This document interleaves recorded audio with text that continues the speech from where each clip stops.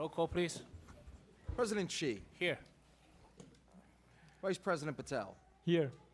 Ms. White, Here. Ms. Peng, Here. Mr. Romano, Here. Ms. Anjana Patel, Mr. Lugo, Here. Mr. Ronak Patel, Here. Mr. Errico. You have a quorum. Thank you. Opening statement. In accordance with the Open Public Meetings Act, 1975, C. 231 Sunshine Law, the Edison Township Board of Education has caused notice of this meeting to be published by having the date, time, and place thereof posted on the Board of Education administrative offices. Copies of these notices were sent to the Home News Tribune and the Star Ledger. Thank you. As most of you know, that we started the strategic plan about a year ago, a little bit over a year ago, and it's a work in progress. And today we're gonna have a presentation. A part of the 5 pillars of the strategic plan is portrait of a graduate. So who is gonna present? I'd like to introduce Mr. Rick Cohen and Mr. Brian McGrath. Round of applause. You can applaud.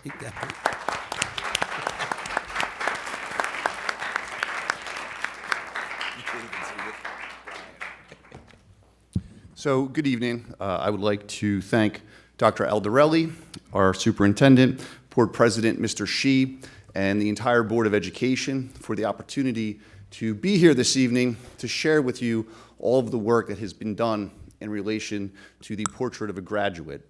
As Mr. Xi just said, approximately a year ago, the district engaged in this process of really reflecting on the work that we're doing and coming up with a strategic plan. So this evening, before we honor all these amazing students, we're gonna take just a few minutes and share with you where we currently are. So a quick look back between last year and where we are now.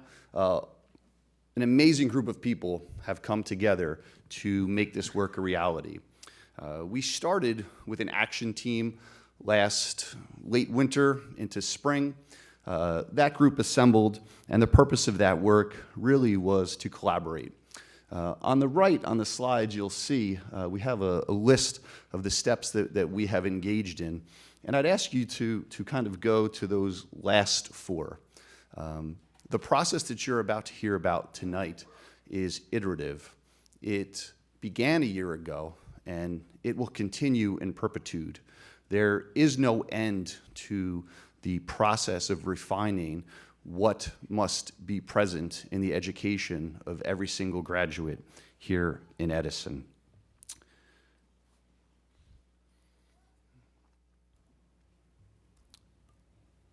What has historically differentiated Edison Public Schools is our ability to provide students with the academic skills, the content knowledge, and the ability to become engaged and productive citizens. The work that you're going to hear about tonight not only honors, but builds upon that legacy.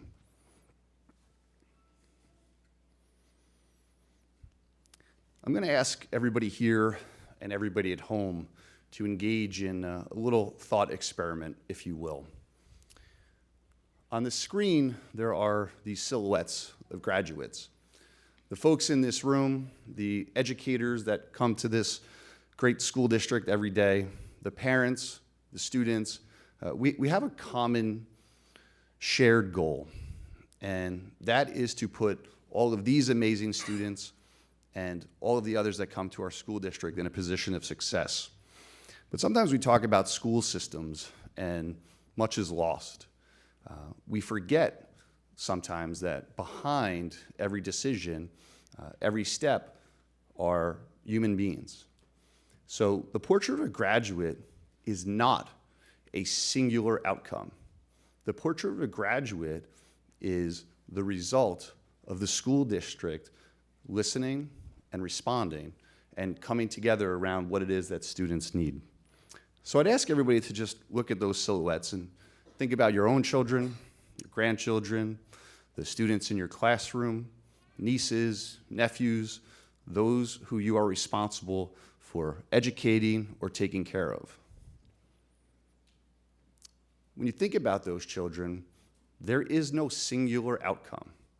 There is no way that any person could come to this microphone and provide you with all of the ingredients of success. It requires the district to be fluid and to constantly change and to set a path that is aligned with what our students need.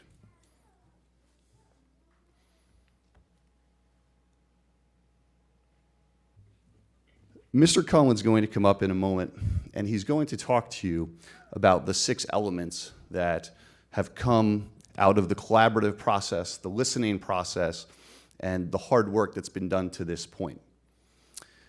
When you thought about the children, the young adults, the students that we are all responsible for, I would be willing to bet that these 6 characteristics came to mind. Those elements that, regardless of your career path, regardless of your educational aspiration, must be present. So if I leave you with anything, I hope it is this. The portrait of a graduate is complex, just like your family, just like what each one of those children who you are responsible for the outcomes that they want, and for the path that they're going to take. So again, this work, it is iterative. And tonight is really just a celebration and a sharing of where we are right now. And Mr. Cohen is now going to come to the mic and talk to you about these elements, and I'll come back to close it out. So, Mr. Cohen?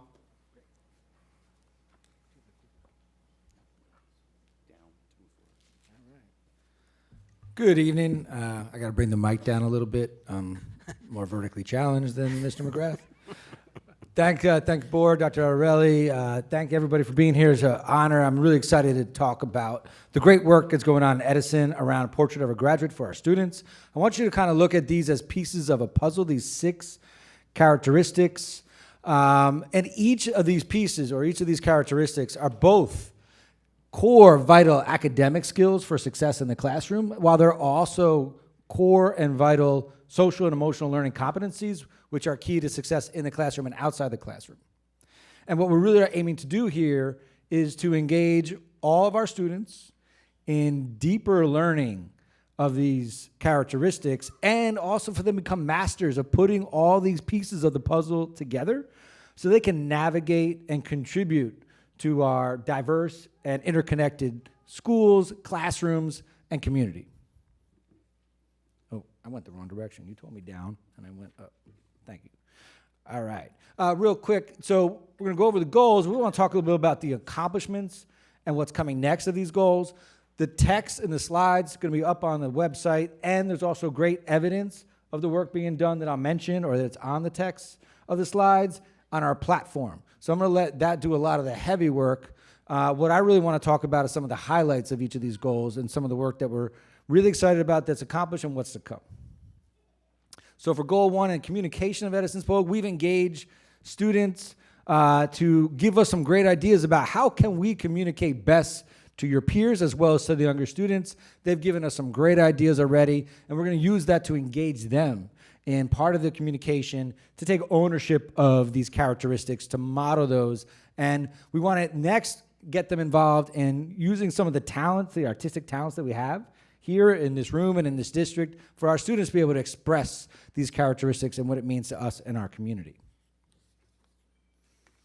For goal number 2, a lot of work to embed these Portrait of a Graduate characteristics into our curriculum and instruction across the board. We're super excited about the creation of Edison's own innovation process.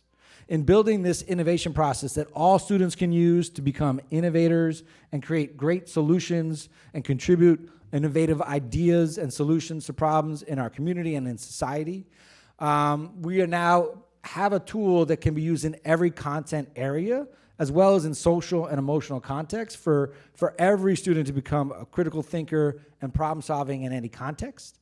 And so we're really looking forward to embedding this into our curriculum and instruction across our coursework so all of our students become masterful innovators and inquirers.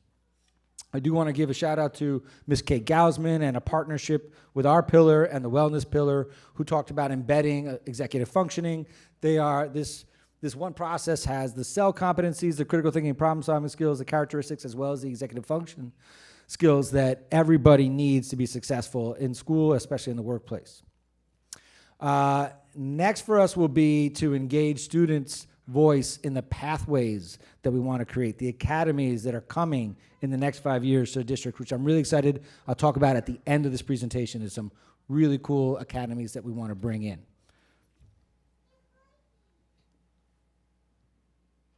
Oh, I'm hitting the laser. All right, there we go.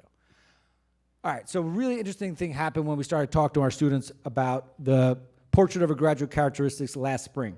We had representatives from both the high schools, and we asked, what are you experiencing from these characteristics in your life as a student? And we heard them rave about the ways in which they're applying these in so many ways already when it comes to their extracurricular activities. So we're really proud to offer an amazing array of extracurricular activities, and we're really glad to hear that we're challenging students to be navigators and contributors of a diverse, interconnected world outside the classroom after school. Right? However, what we want to do next is we want to build off the successes that the students are sharing, that they're having in extracurricular activities, where there be real critical thinkers and problem solvers and contributors to their community. But we want to bring that into the classroom so that our curriculum then is empowering students in the classroom, in their day-to-day experiences with curriculum, to be real-world problem solvers and innovators and contributors to the classroom and beyond. And so the idea is that just like if this was an example of what you might see at an extracurricular activity where kids are given, they have the tools, they have the different 6 characteristics or the pieces of that puzzle, and they are working hard together to put them together to be these contributors and navigators of society.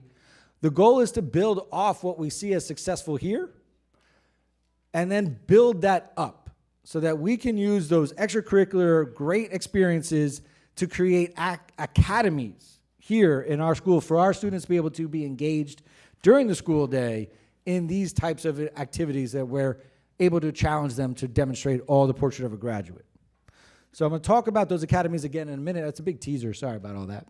But goal 4, the key in order to be able to build these academies in our classrooms is to know what our students already do well and what we can do to embed into the curriculum to prepare them for all 6 characteristics of the POG.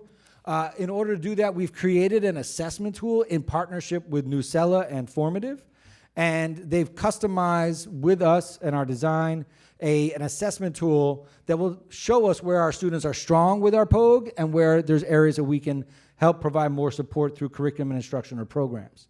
And last week, Nucella had a big retreat out in California for their company. An employee, there was open mic to the president of the company, and an employee went up to them and said, what are you most proud of in your work in 2024? And he said, the innovative work we're doing in Edison to create assessment to really measure the different characteristics of students and their success. And then our 5th goal, student voice. We couldn't be more proud of the contributions that our students are making in terms of, what is it that's valued here? What is it that's working here? What is it that we need here? And so we've engaged them in talking first about emotional intelligence. They've demonstrated so much emotional intelligence in talking about emotional intelligence. They're very self-aware.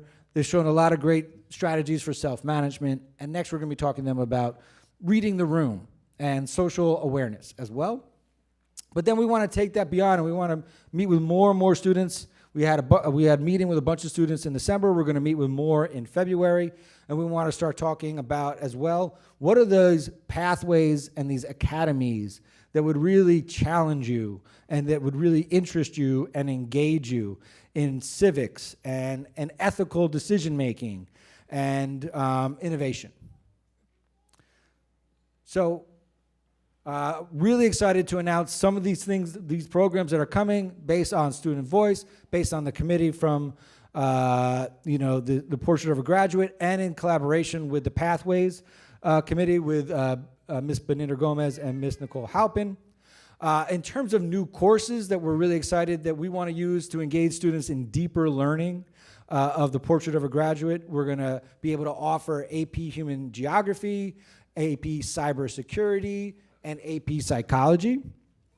And then looking forward to the future, we want to be able to build some academies where students like the STEM Academy at Edison High, which we're very proud of, have other career pathways where they can explore here in high school, get really engaged not only in doing real world things in the classroom, but real world things outside the classroom. Get them engaged in internships, bringing in experts from the field into the classroom.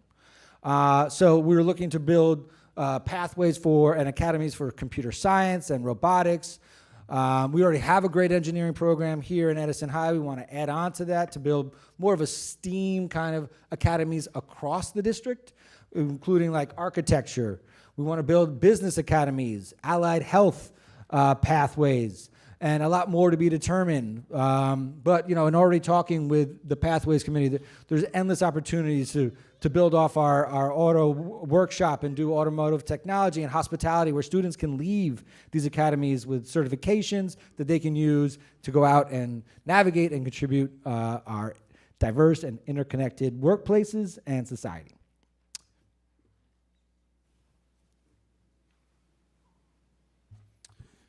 Thank you.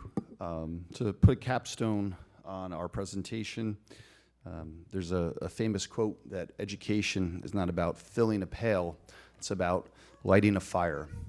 And the work that we're engaging in simply hopes to understand our students, to position our school district in a manner that lights that fire. I couldn't have asked for a better transition. Over the last few weeks, Mrs. Daniels and myself have worked to put together some of the slides. She worked on the graphics, but all of the graphics sort of pale in comparison to the backdrop that I have for this presentation. If the students who are here tonight to be recognized could just stand for a brief moment as we transition out. Don't be shy, it's okay.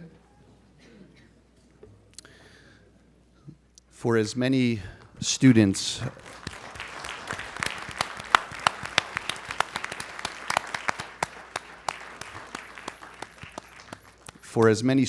as there are here tonight, and for the other 18,237 that I saw in Genesis today, this work is for you. There are different aspirations, different definitions of success, and certainly different outcomes among you and all of the students here in our district. And this is truly what a Portrait of a Graduate is about.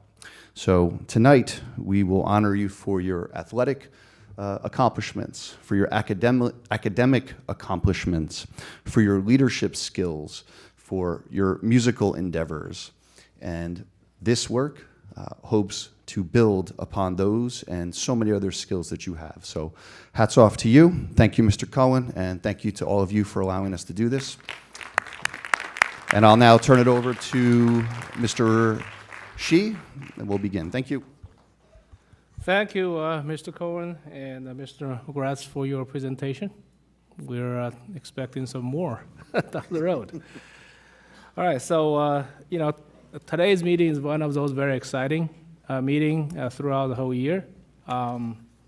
Today we recognize the achievements of all these students, and that's what they presented, the portrait of students. This is example of some of those students that we try to develop.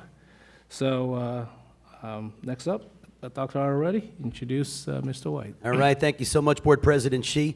Ladies and gentlemen, one of the best board meetings of the month because this is really where the rubber meets the road in relationship to what we do as educators, school leaders, and a community, right? We are here to share in our successes and the path that got us there, just like the presentation before us. So without any further hesitation, to kick off Student Recognition Night, we have Mr. Tom White. Yeah. See?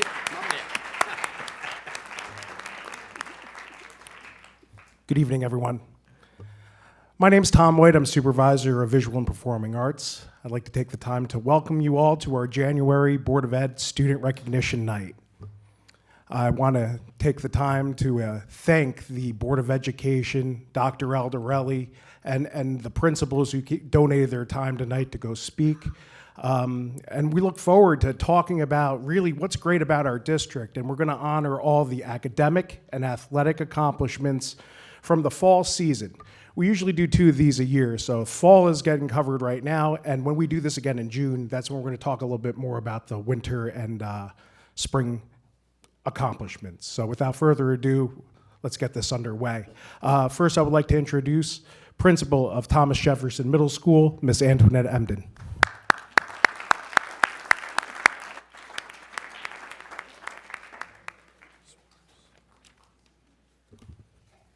Good evening. I'd like to thank Dr. Aldarelli and the Edison Board of Education for providing an opportunity to recognize student excellence beyond the classroom. Students, please stand when you hear your name.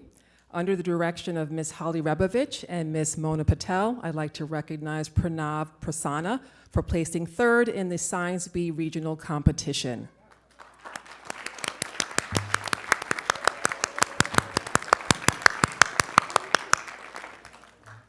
Under the direction of head coach, Ms. Fatini Kasoulis, I'd like to recognize the students of Thomas Jefferson Middle School's girls soccer team for winning this year's Edison Township Middle School Soccer Tournament. Students, please stand when you hear your name. Melina Allah Jabowen,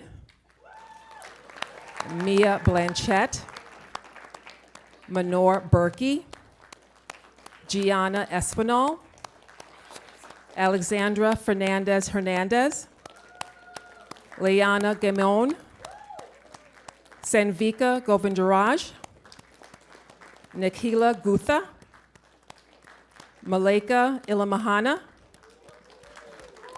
Amana Kibet, Raha Kibet, Lakshmi Koganti, Mai Lee, Alexa Ochoa Perez, Delaney Pelicane, Jada Peterson, Emily Prognolota, who also set a school record for 61 career goals,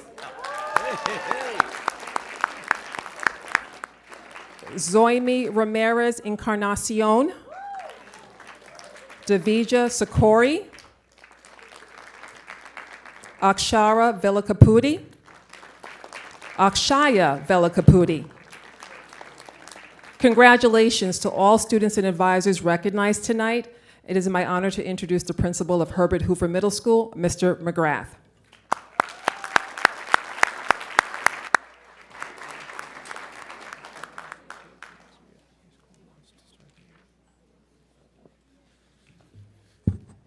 Again, I'd like to thank Dr. Aldarelli, Mr. Shi, and the entire board for the opportunity to honor our amazing students. I would like to begin by recognizing the students on our boys soccer team for winning first place in Edison Middle School boys soccer tournament.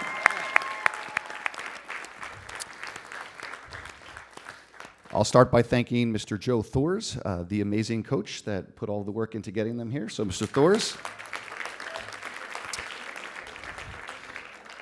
Gentlemen, when you hear your name, if you could please stand. We'll start with Mr. Noah Andrade, Michael Arawugan, Anthony Awadala, Abdel Carrion Pariona, Alex Dorr, Benjamin De Silva, Advi Dwivedi, Joseph Fernandez, Benjamin Ferreira Freitas, Smaler Gonzalez Campos, Varun Ketragada, Aveen Kunal, Ian Miller, Johan Anto Johnson, Kevin Adrago, Ila Petrovich, Michael Randazzo, Tiago Vieira, Luis Bravo Balbuena. Round of applause, gentlemen. Congratulations. I'd also like to congratulate and recognize those participants who placed silver medal in the FCCLA fall competition under the tutelage of Mrs. Joanna DiFrancesco. When you hear your name, please rise. Sandis Rashid, Pavishna Manakandan, and Fanu Giselle Ranslin. Congratulations. I would now like to welcome Dr. Joni Valentine to the podium.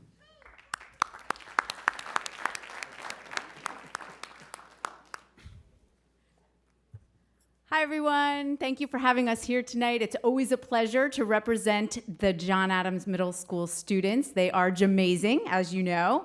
I'd like to start by recognizing the coach of the cross-country team, Mr. Doug Pissarro. He tells me every season I'm going to come back one more time because we just keep winning, so we have to keep that attitude and keep that going. Congratulations to the following students who are first place 2024 GMC Middle School Girls Varsity Cross Country.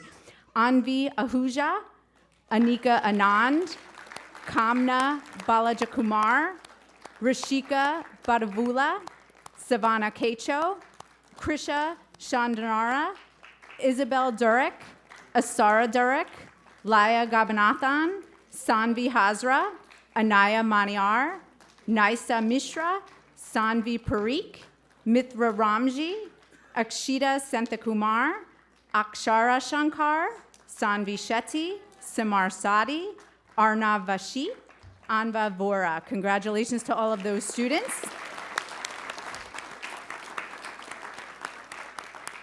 And again, congratulations to Mr. Doug Pissarro and the cross-country third place 2024 GMC Middle School Boys Varsity Cross Country students, Ayan Dagra, Jacob George, Darsh Gazwani, Rohan Katakumar, Sathik Landi, Vihan Lakhandi, Priyansh Maniar, Avi Mishra, Vedant Patil, Vishwaji Pradhan, Ayan Salian, Sahaj Shah, Ved Sahatra, Am Srinivasan, Anvai Tomar, Samitha Vakman, and Sumed Varshni. Congratulations to all of our student athletes.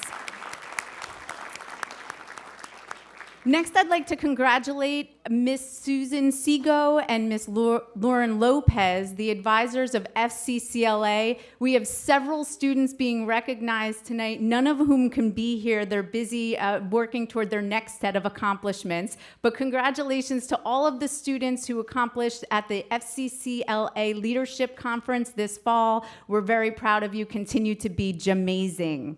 At this time, I would like to introduce Dr. Lofek from Edison High School.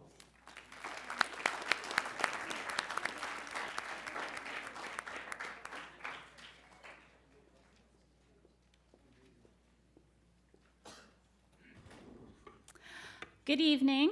I am honored to be recognizing our outstanding students and all the accomplishments they have achieved so far this year here at the home of the Eagles. Our accolades begin with our FCCLA students led by advisor Ms. Megan Reeves. As you hear your name, please stand up. For What's the Buzz, third place silver medal, Harim Sohail. In Passion for Fashion, gold medal, Haley Klichevsky. Second place gold medal, Fatima Aliva. First place gold medal, Kaylin Saavedra Lopez. For Tune Into FCCLA, silver medal, Naval Ozen. For Interior Design, silver medal, Aliyah Joffrey. For Get Up and Move, second place gold medal, Shreya Bomik and Saira Mohid.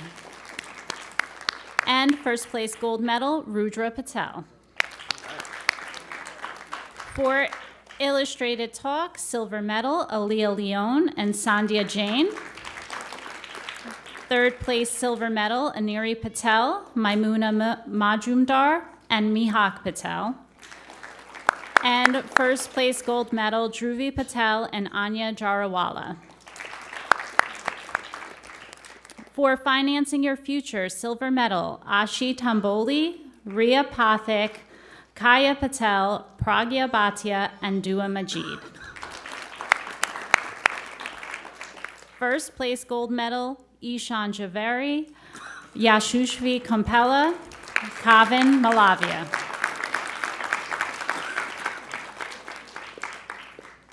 For Cupcake Challenge, silver medal, Stuti Shah, Karishma Kali, Gauri Chandrahasan, and Jessica Vivina Ravakumar.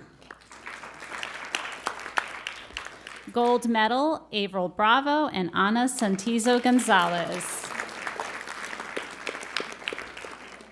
For Cultural Food Fusion, silver medal, Jenny Cyprian and Ashlyn Gordon. For Career Search, first place gold medal, Hasini Vumaji, Mahita Devarakanda, and Akira Kasita. For Circle Time bronze medal, Lovin Levin. For Community Counts gold medal, Rucha Deshmukh, Annalise Dantes, Tamsil Momin, Nurmit Boyer, Sarvesh Premkumar, and Rishikesh Venkateshwaraja. And finally, for Battle of the Budget gold medal, Stuti Shah and Faiza Ahmed. As you can tell, our FCCLA has been busy this year. Our athletics teams have also enjoyed great success this year, and I'm going to ask our athletes to stand as I say their names.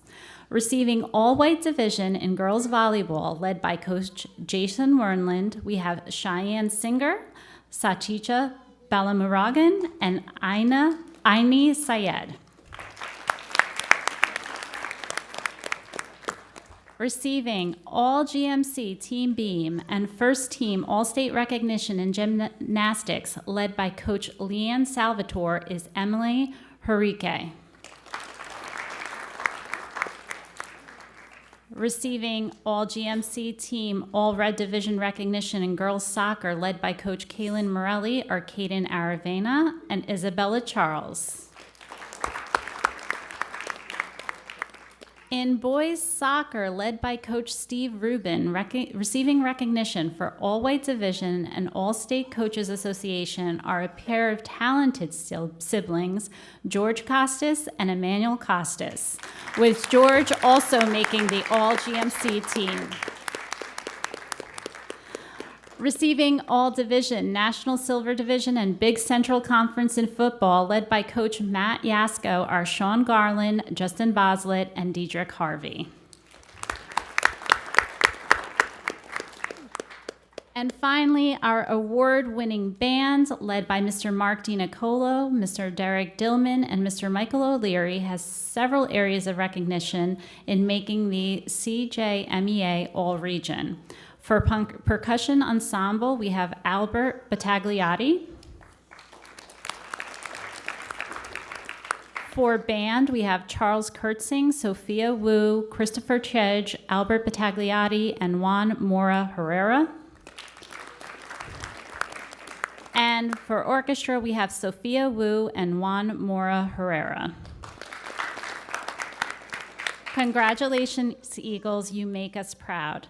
Next will be Dr. Kim, principal at the Home of the Hawks, J.P. Stevens.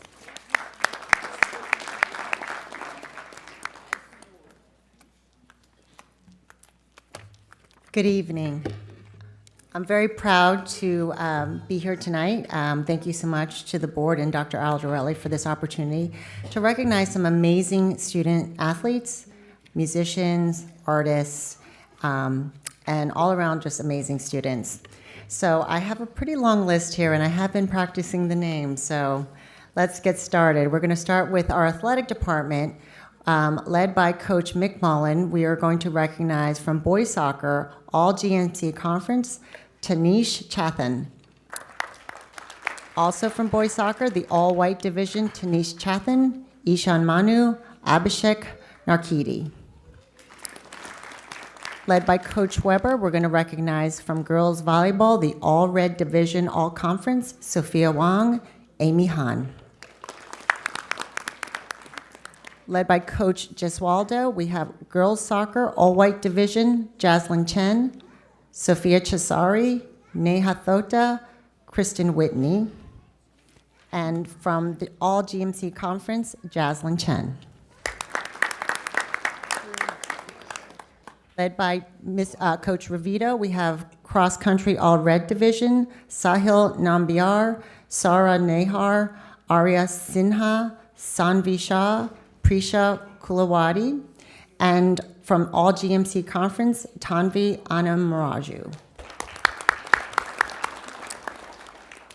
Led by Coach George, we're recognizing from our football team, making Patriot All Gold Division first team, Lamar Radford, Kadir Johnson, and Marquise Webb.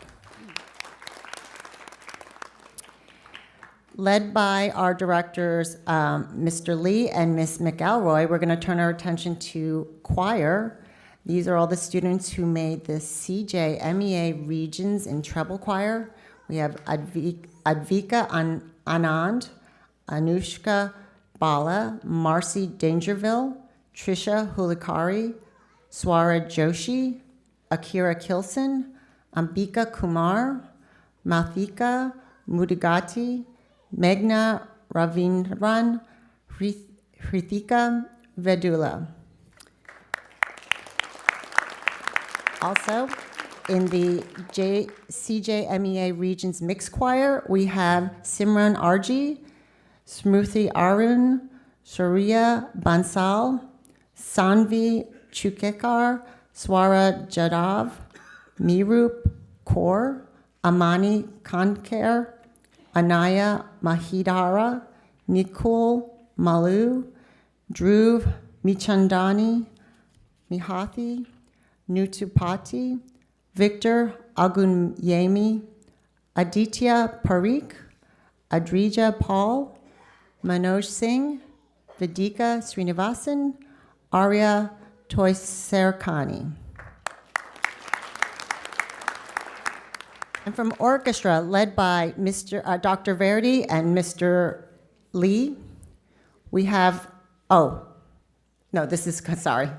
mixed up, but CJMEA Region Orchestra, we have Leilani Gupal, Paige Wong, Pranav Murthy, Yashant Balagurusamy, Neha Thota, Ahana Shah, Shlok Kumar, Kinshuk Malik, Maya Shukla, Ansh Shep. Also from orchestra, All Eastern Orchestra, we have Howard Shue. And now in choir, led by directors Mr. Lee and Ms. McElroy, we have NAMFE All Eastern SAB Honor Choir, Srinitya Bhattiprolu, Sarah Dalo. Also the NAFME All Eastern Treble Choir, the Honor Choir, Advika Anand. We have ACDA All National Grade, 11th and 12th grade, SABT Honor Choir, Srinitya Bhattiprolu. We have the ACDA All National Grade, 8th through 10th, SSAA Honor Choir, Trisha Hulikari. And finishing up, we have from choir, ACDA All National Grade, grades 7 through 10, tenor bass honor choir, Dhruv Michandani and Shaurya Bansal. Okay, and now we have, led by our band directors, Mr. Zazali, Mr. Hendrickson, and Ms. Ferrali, we have all the students who made CJMEA Region Band. We have Devansh Shah, Viren Bapat, Justin Nee, Sejin Kim, Yuvin Amala Arasu, Sahil Kulkarni, Dev Zivari, Tassin Afroz, Simran Tangri, Shreyas Thirumali, Siddharth Vaidya, Reina Shirali, Christopher Juan, Johan Krishan, Taran Vakata, Pranav Velumapali, Pranav Valero, Siva Srinivasan, Rishith Dugi Mupati, Tanay Shah, Avinash Rajakal, Ishan Nadpara, Shrey Sawal, Arnav Lang, Manav Chittareddy,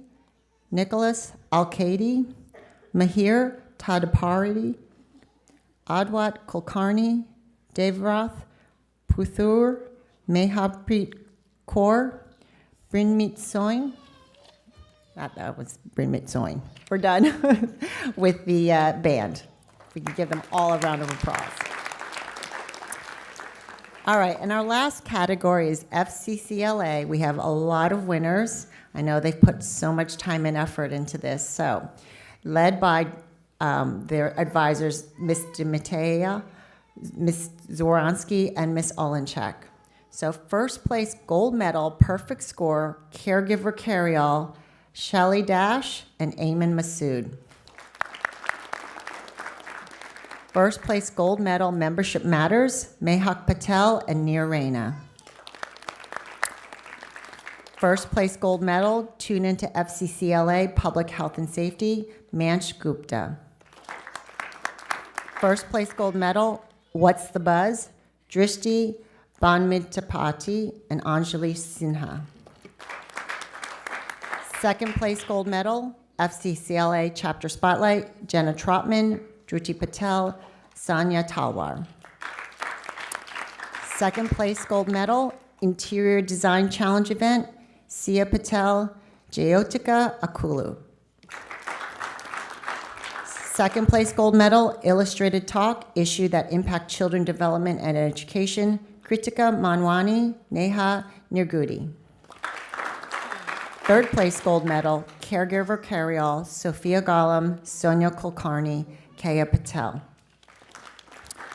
Third place gold medal, Battle of the Budget, Sai Rishita Kona and Janavi Singh. Gold medal, Food Fascination, Malav Shah. Gold medal, Illustrated Talk, Personal Family Matters, Kingshut Malik, Dhruv Amagoni. Gold medal, Battle of the Budget, Sidrar Garg, Om Singhal, Hitha Srinivas. Gold medal, Illustrated Talk, issues that impact food and nutrition, Aparna Nair, Hasini Yedlapali. Gold medal, Creative Stitches, Manvathi Adapala. Gold medal, Financing Your Future, Pranika Kaluri, Sanvi Batalepanumarti. Gold medal, Circle Time, Jia Sulgiri, Raja Ramesh. Gold medal, Apps in Education, Kiran Jayakumar, Meenakshi Ganasan. Gold medal, Saying Yes to FCS, Janani Kanakaraj, Nitya Alumolu, Abba Tambi. First place silver medal, What's the Buzz? Ishal Siddiqui, Drisani Chakraborty. Silver medal, Career Search, Sri Krishna Vishita Kara, Sahana Balaji Kumar. Silver medal, Creative Stitches, Charlize Asif. Silver medal, Financing Your Future, Neha Panchangmath Anya Shetty. Silver medal, T-shirt Expressions, Anvita Singhal, Avada Bade, Shivali Sood. Silver medal, Career Search, Vanshika Kothamasu, Anya Shah. Bronze medal, Cupcake Challenge, Ria Kotasaran, Emma Desa. And our last category, bronze medal, Community Counts, Pranav Rayakota and Pranav Kotkar. Let's give them all these amazing students, another round of applause. They've worked incredibly hard. Okay. There was one student omitted from my sheet, and I would be remiss if I did not recognize him. He was a critical part of the boys soccer team at Hoover. An apology to his family who came out on this cold night. So Michael Puglisi, if you could stand, and we'll give you a round of applause that you so well deserve. All right. Congratulations. Thank you. And I'll turn it over to Mr. White.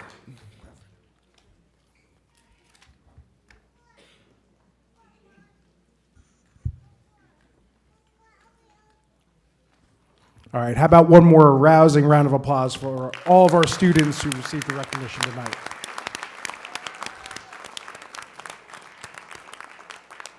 And thank you again to everyone for braving the elements tonight. I had a very in-depth conversation with my personal assistant. Her name's Alexa, and she told me, and under good authority, that it's under 20 degrees outside, and it's probably going to fall to the single digits tonight. So great job, guys, finding your way here in such rough conditions. So give yourselves a round of applause for that. And this concludes our recognition night ceremony. Congratulations to all of our students being recognized this evening.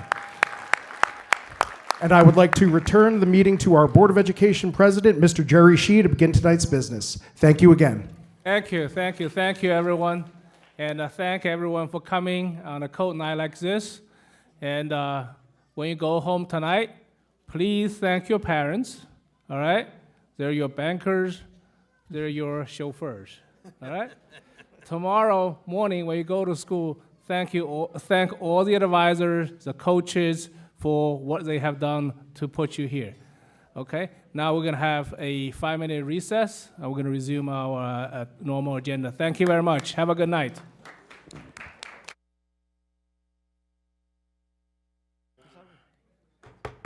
We're going to resume our meeting. Coming up, it's a Board President's report. I don't have a lot to say, but I just want to congratulate our students again and thank all the parents, the family members, and the advisors and coaches for all you have done. We just had a very cold night this past weekend. And I think overall that our grounds crew did a decent job cleaning up the snows. There are probably still a couple of spots here and there in the parking lot or in the sidewalks. If the principals or the building leadership see something that needs to be additional work needs to be done, please let Mr. Colibus know. So we're gonna go and make it better, right? So, Superintendent's report. Great, thank you so much, Mr. Shee. Members of the Board of Education, ladies and gentlemen, pleasure to be here this evening. It is extremely cold out right now, just a reminder of how cold January can actually be and looking for warmer weather coming up this weekend. So I have just a couple brief comments. Tonight, as you can see on the resolution on the agenda, we're not only recognizing our students, but we're also recognizing the volunteers that are up on this stage currently. It is Board Recognition Night. We are celebrating this month in honor of the Edison Township Public Schools Board of Education. We honor our current members of the Board of Ed for their exceptional dedication, their vision, their tireless work ethic, without compensation, right, except for the great things that we do for the community. But most importantly, their commitment for shaping the future of for the students and staff here in Edison Township. Through your selfless public service, each member has worked in the best interest of our students, advocating for educational excellence. The board's leadership exemplifies the true meaning of public service, and we are so proud to stand with them in support of our community's most valuable resource, and that's our children. I would be remiss if I did not mention that the work that we have and the work product that we have presented here today is not only the work of this board, but previous boards also that have established a legacy and have done a great job in moving forward and providing continuity so that our students are the beneficiary. So I know I speak for all members of our organization in the community. We thank each and every one of you for your service. It is an absolute pleasure to work alongside of you each and every day, and I truly mean that, and I thank you. Great. And just a couple more highlights too. Just some accolades. As we're celebrating student success, Mr. Zazali reached out to me over the weekend. I think a couple of us were copied on that email too. We're happy to announce we have 22 of our band students that were accepted to the New Jersey All-State Band. These students have the honor and privilege of performing at the NJ-PAC on Sunday, February 23rd at 3 p.m. Congratulations to them. Congratulations to Mr. Zazali, keeping that program in the utmost, with the utmost reputation that it's preceded. So it's great, and congratulations. I had the opportunity to get out and see some winter sports last week too. I've got a couple coming up. I was actually at the Crosstown games for girls basketball varsity. Great game between Edison High and J.P. Stevens. And then we went to the home of the Eagles for the boys varsity game, which was also a good game. Great to see school spirit in there. And although they're competing against each other, we still are one Edison. And it was great to see everybody in the audience at that time. A lot of camaraderie, a lot of laughs, and great sportsmanship exhibited by both sides. Another piece for the Board of Education. As you're aware, we've initiated a Superintendent's Advisory Council. We had overwhelming number of students apply, and it was tough to kind of siphon through the many great applications that they've done, resumes, interviews, the whole 9 yards, statements. So we accepted everybody in this first year. We actually have a total of 55 students from both schools.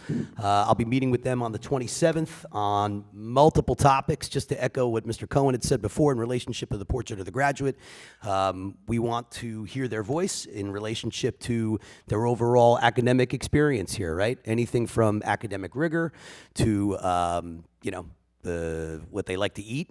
As well as the access they have to extracurricular and co-curricular activities. I think it's going to be an excellent exercise. It'll provide me with information, right? My day-to-day, is usually not with students. I try to get into the schools as much as I possibly can, but this will actually give me a little bit of insight into what's going on. And they're high school students, and they range from grades 9 through 12 on both high schools. So I'm really looking forward to that. Next week, we are off on Wednesday. I would like to wish everybody a happy Lunar New Year for those that are celebrating it. And upcoming events between now and the next Board of Education meeting, we do have Parent University. Sign-ups, I think, are currently out right now. We sent out advertisements, and I believe February 12th is in the works. Perfect. We'll be sending those out in the works, but it will be a correspondence. Be on the lookout for that. It's sure to be a great partnership between school and the community. And without any further ado, I will turn it back over to Board President Shi. Thank you, Dr. Alderelli. Now we have our Student Council representative. So we're going to go with Edison High first. Derek Dudek. Hey, everyone. As everyone's getting settled back in from winter break, we're starting to pick things up around the school. In a few weeks, we're looking to have a Valentine's Day themed Battle of the Classes event, which will include people matching up and being quizzed on how much they know each other. And around then, we might have a Spirit Week, and if we don't have it that week, we'll definitely have it leading up to our next event. And that event, coming up exactly a month from today, is our annual Dodgeball for Charity event. On February 21st, we'll have music blasting in the big gym as teams of 6 to 9 players compete in a tournament wearing costumes ranging from LeBron jerseys to ballerina outfits. And we also have a Minecraft build battle coming up, a white elephant event, and our band program is hosting a Tricky Tray event. And now looking at our sports, our boys basketball team has already matched their win total from last season. They're now 7-6, coming off of a 7-17 season, with a huge turnaround being led by seniors Deidre Carvey, Jonah Norris, and Kamir McKay, as well as junior D-Raj Sampara Boyina. The bowling team, unfortunately, just took a loss to Old Bridge today in a game that I just got back from. However, the team has a record on the season of 12-3, going undefeated so far in the white division, and clinching the division title last week. Tomorrow's the boys bowling team's second to last regular season game, and it'll be against JP Stevens as the South Side looks to go for a season sweep. The girls bowling team is 8-5 despite a roster of mostly underclassmen, and the wrestling team is 7-6, including some blowout wins over St. Thomas, North Plainfield, and Piscataway. So lots of sports success going around this winter and plenty of fun events to look forward to as we get through these cold months to start the year. That's it. Thank you. So I'm not going to put you on the spot. I hope Dr. Alderelli is going to get it from the student advisory as well. I heard Mr. Ross implemented a new cell phone policy in Edison High, right? So I hope that we can hear some feedback, from our students. And you don't have to answer my question right now. I left my business card to you, so feel free to reach out. Okay. Okay. Got it. I will. Thank you very much. Cool. All right. Now we have JP Stevens, the president, Sanvi Burigam. Good evening, everyone. My name is Sanvi Burigam, and I'm one of the co-presidents of the Student Council at JP Stevens High School. So as we enter the second half of the school year back from winter break, students are back in full swing with classes, clubs, and a variety of events, which I'm excited to share with you tonight. To kick off the new year, JP hosted a Model UN conference on January 4th, where students showcased their diplomatic and debating skills while engaging with global issues. Looking ahead, we are excited for several upcoming events. The Student Council will be hosting its JPS Family Feud on January 31st, where grades will face off in a fun Family Feud-style game night, and I'll be dressing up as Steve Harvey, so you won't want to miss it. And I know you guys all want to come, and I'm glad to share that it's free for everyone to enter at 3 o'clock at John P. Stevens, January 31st, and I hope to see you guys there. Furthermore, on January 24th, the Key Club will be hosting their winter dinner, and on January 28th, the Chinese Culture Club will celebrate Lunar New Year with a spectacular exhibition. This includes a performance of the traditional dragon dance, complete with a large, intricate dragon costume, which you will not want to miss. In terms of sports, our boys bowling holds an impressive 10-3 record, and our girls bowling team is dominating with an incredible 11-1 record for the season, and both of these teams deserve recognition for all their hard work and accomplishments. And as always, it's an honor to represent JP and share all the amazing achievements. Thank you. Thank you. I also left a business card for you as well. Thank you. And there's a new bathroom policy in JP. I want to hear feedback from you. Again, I'm not going to put you on the spot, so feel free to reach out. All right? Thank you very much. So you guys are more than welcome to stay, but if you want to go home and get your homework done, feel free. All right? Thank you very much.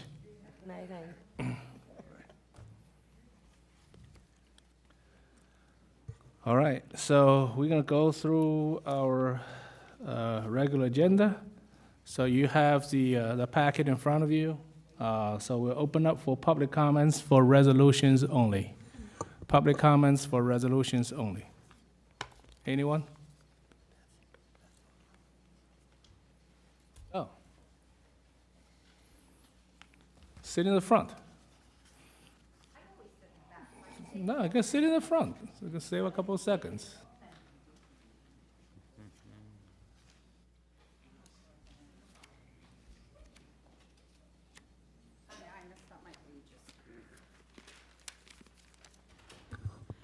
Beth Talke, 15 Midwood Avenue.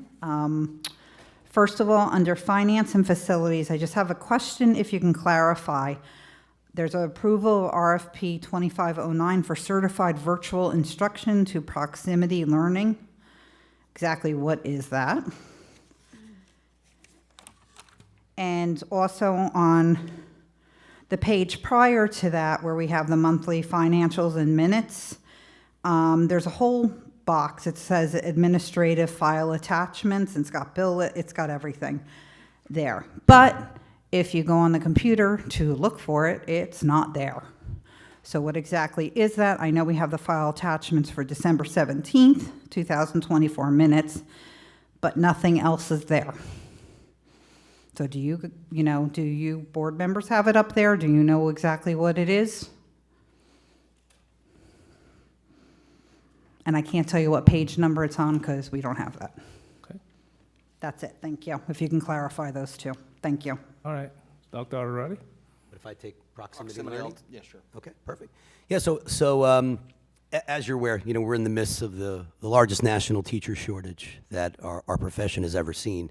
And although we pride ourselves on locating the very best talent, those very difficult spots from a certification standpoint, world language, high school and middle school special education teachers that require dual certification, especially in those content areas. Sometimes they're a little bit more difficult to find. And so what we do is we, number one, exhaust it through a search. Number two, we put a substitute in there, but there are limitations for length and duration in relationship to how long you're actually allowed to have a sub in the classroom. So in the interim, what we do is we utilize what's called proximity learning, and that's a virtual learning platform where it is a certified teacher in the area of certification. It's done virtually, right? So they could be in the state of New Jersey, or they could be a certified teacher in the state of New Jersey that no longer works here, but is, living in Florida, where it's currently a little bit warmer right now, and teaching world language.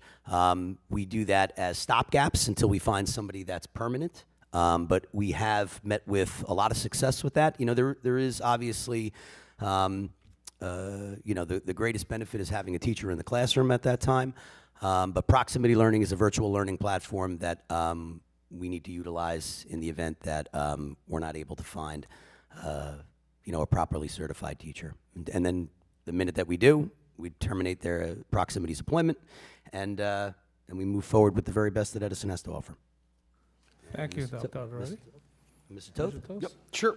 So the section that you're seeing with the attachments, so the board has, each of those attachments are provided to them when they get access to the agenda ordinarily 2 days before, so they can go through, and it mimics exactly what the resolution says, the financial reports being board secretaries, treasurers, bills lists, so on and so forth, so they could review those items. And if they have any questions, they could reach out to Dr. Aldarelli or I prior to the meeting.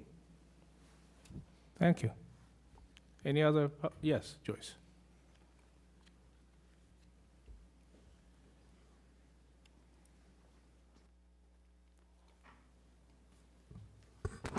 I don't know if this is the time I'm going to ask about this AI information. As long as it's in the resolutions. That's not running resolutions? It's policy. It's part of the resolution. Yeah. Oh, okay, good. Because I wanted to know, because, see, I know that from being involved in state education that we're having a great literacy problem. Everybody thinks they're super smart, but everybody's regurgitating and just saying stuff. A lot of stuff that people are not using critical thinking. So I'm quite asking a lot about it, because I think AI hinders the ability for you to critically think.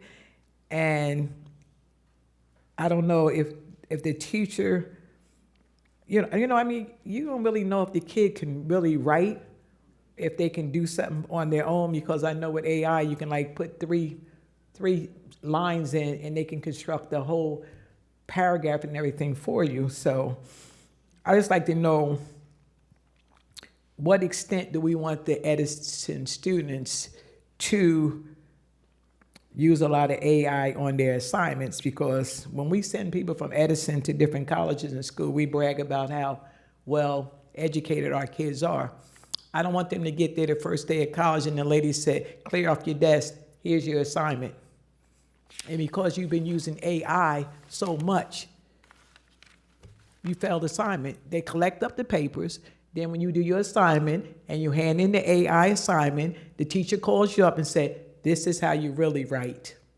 That's just me. I don't think that AI should be used in such a large quantity within our school. And I don't think it should be really used at all at the elementary level until we bring up the literacy within the state of New Jersey, because we're like one of the top education people. And it's okay for me to regurgitate what you said to me, and I can get A+ on every test.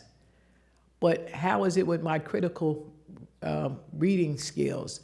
How is it with my critical writing skills? It just bothers me because I'm with literacy. Thank you. Thank you. Dr. O'Reilly?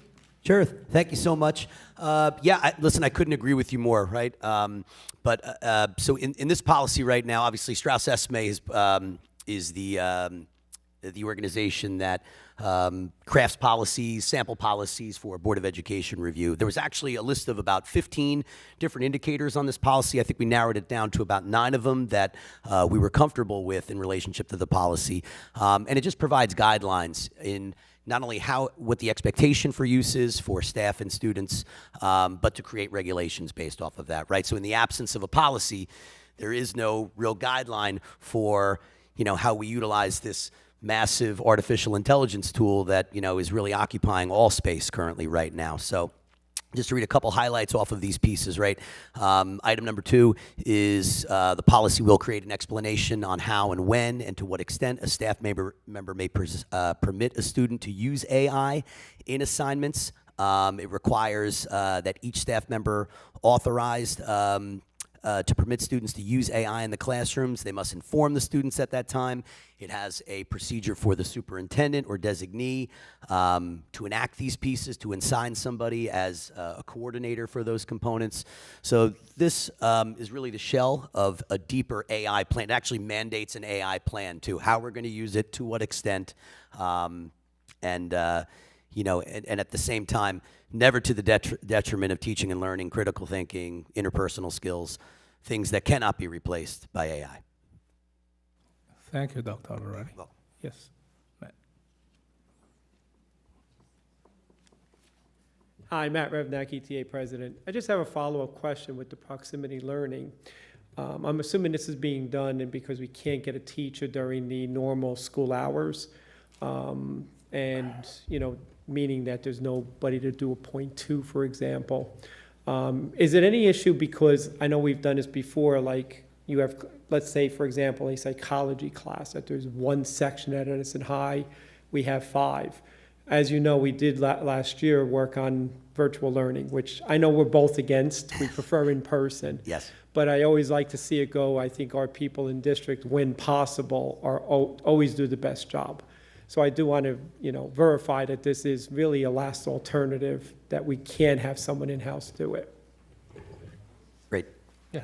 Yep, the one example that Mr. Revnak just did cite is 100% accurate. It is a last resort for all aspects, .2s, the opportunity for our own staff in some way, shape, or form to transfer between schools, things along those lines. It has always been a last resort, absolutely. Okay. Yes, Mrs. Conway.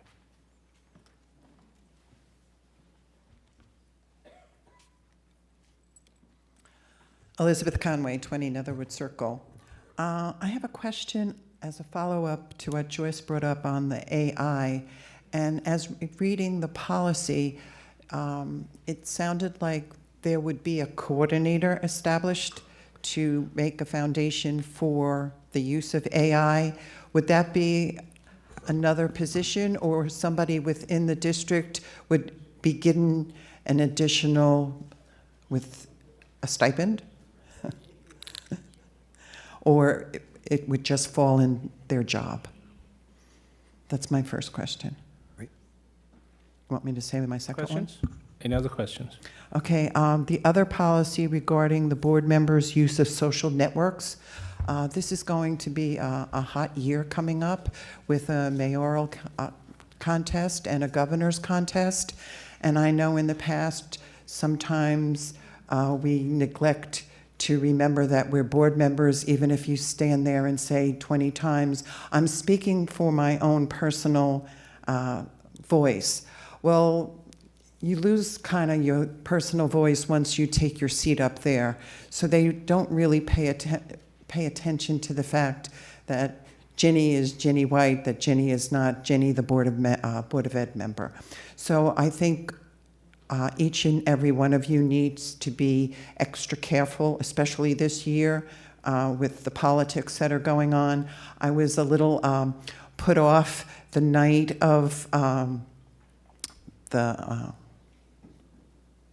reorg that a gentleman that's running for governor came to install a board member when he's running for governor, and he's not even from our district. So it bothers me that we're stepping over the line without even endorsing. So I'm just warning each and every one of you to be careful, especially this year, because Edison has its own politic problem. I don't want it to get worse in this building or wherever the Board of Ed meeting is held. Thank you. I'll come back for other stuff. Thank you. Eddie? Yeah, great. Yeah, to answer your question, Ms. Conway, yes. So we are looking at actually all of those options, to be honest with you. We don't believe that it's going to be an add to staff. We think that it could be added responsibilities in the form of a stipended position, but a little bit of restructuring within a couple of the departments. We believe that we can have an AI coordinator within the existing staff that we currently have. Okay. Any other comments on resolutions? Yes, Sue.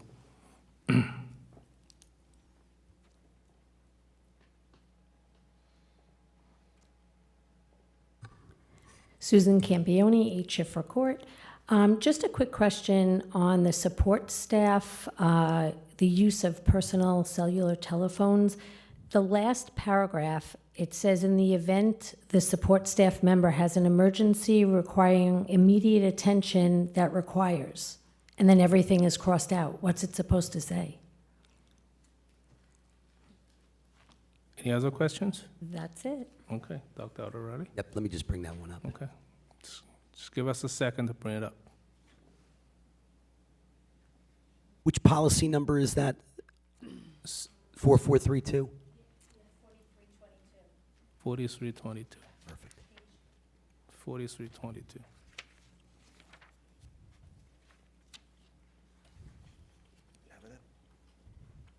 No, I can't bring it up. Hang on one second.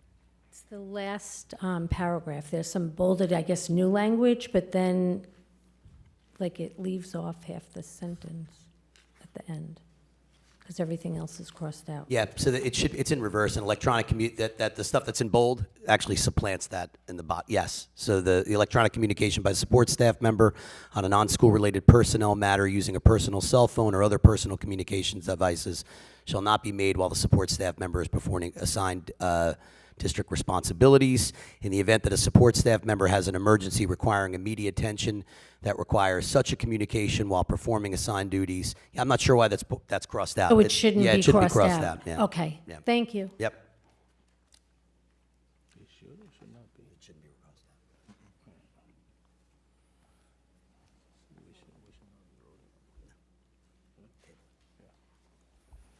out. Okay. Brian? Good evening, everybody. Brian Rivera, Edison, New Jersey. One thing I noticed being this far is I can't even see yous.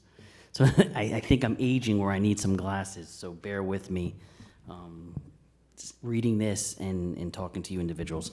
But I do have a few questions regarding the resolutions. It's been years since I've seen what the public actually sees on an agenda versus what a BOE member sees on agendas. So my question is the following. Is the bills list privileged information? Because I tried looking for the bills list today and I couldn't see where we allocated funds to. So I ended up getting a copy of it because I asked for it. If the public does not have access to this, I asked myself why the public is not provided with this information. The bills list tells the public how their money is being spent and to whom. Does the board agree with it? I hope you do agree with it. In my eyes, that's true transparency. Don't you all think that the public should know how every cent is spent here? So my question is, in the future, are we going to post the bills list so every person in the audience could see how every nickel, penny is spent? Second question. Because I was able to access it and get access to that document, I saw that there was 26 entries for legal bills payable to Iglesino and Taylor for roughly about $45,000. What were these costs for, and how much of those costs were related to policy 5756 from this firm? I actually had a conversation with Mr. Marrow last week, and I let him know that the district, and speaking to central administration, we spent over $20,000 on that policy just for research. So I wanted to publicly know that we did our homework, and thank you for bringing it up. Number 3, I also saw there was 9 entries for DMR for a total of $223,000. There was a charge by them as per description was labeled the ESPA for $25,732. What was the scope of that project? Why are we paying them that $25,000? And then finally, I also saw a bill from Mass Masonry. And the bill was for a retaining wall for James and Monroe for about $41,000. My question is that part of the bid for the concrete service? I asked because I do not remember seeing the retaining wall building on that bid package, so I was wondering if it needed to be bidded out. So those are my 4 questions. Thank you. Thank you. So let me answer the first question. The bill list, it's not privileged information. I don't know why it's not published. There's nothing to hide. Nothing to hide, okay? As far as the other 3 questions, I'm gonna let Eddie and John answer those. But remember, those were the expenses occurred when you were on the board. Go ahead. Yeah. No, like I was going to say, Mr. Rivera, you have some pretty detailed questions in regards to the bills list, right? So, with those type of questions, I advise you have my office phone number. Call me, and I can discuss with you them in detail, because they are some detailed questions. So I have no problem answering them. Call me anytime, or if you'd like, you could submit an Oprah request, and I can answer them that way as well. Is it easier just to send an email? No back and forth, please. It's easier, you can send a question to Dr. Huss, and we're gonna follow up on that, because that's a practice last year, so let's follow the practice, right? Any other public comments on resolutions? Other comments on resolutions? See none, can I have a motion to close public comments? Motion. Second. Okay, Mr. Romano and Vishal Patel. All in favor? Aye. Okay. All right, so let's go through the agenda items here. Can I have a motion to approve personnel agenda? Motion to approve personnel agenda. Ladies Second. first. I'm sorry. Jeannie? I apologize. And Shannon. I stepped to the rear, no problem. You got to look. All right, roll call, please. Mr. Ronak Patel. Yes. Mr. Lugo. Yes. Miss Anjana Patel. Yes. Mr. Romano. Yes. Miss Peng. Yes. Miss White. Yes. Vice President Patel. Yes. President Shi. Yes. Motion carries. Now can I have a motion to approve administration, curriculum, instructions, and the pupil special services? I'm looking at the ladies. Motion. Okay, Shannon? I'll have to say it already. Okay, do I have a second? Joe, you can have a second. I'll take this that time. one. All right.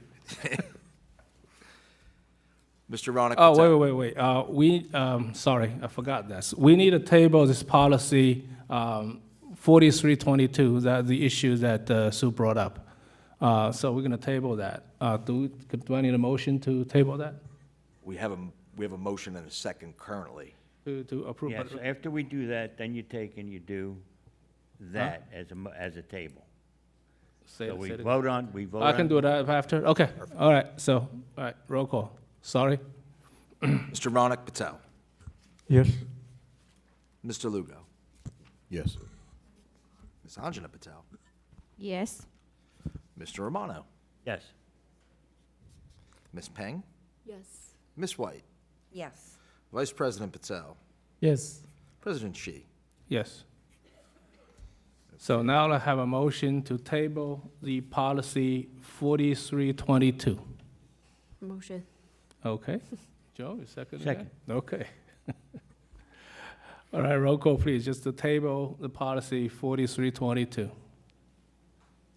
This is Mr. Ronak Patel, Yes. Mr. Lugo, Yes. Ms. Anjana Patel, Yes. Mr. Romano, Yes. Ms. Peng, Yes. Ms. White, Yes.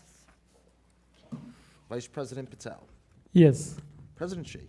Yes. Motion carries. All right, now let's have a motion to approve finance, and Ronak and you and me, we need to abstain from the meeting minutes, December. Motion. Okay, Joe, you want it again? Second. Okay. All right. Mr. Ronak Patel, Abstain? On the meeting minutes. So you can approve all the other stuff. Okay. Yes, everything except meeting minutes, if that's what you want. Okay. Everything except the meeting minutes. noted. Mr. Lugo, Yes. Ms. Anjana Patel, Yes. Mr. Romano, Yes. Ms. Peng, Yes. Ms. White, Yes. Vice President Patel, Yes. President Shi. Yes on everything except the meeting minutes. Noted. Motion carries. All right, thank you. So since it's very cold outside there, I'm going to switch the order. Let's open up for public comments. So anyone public who wants to make a comment, it's your time. All right, Anthony.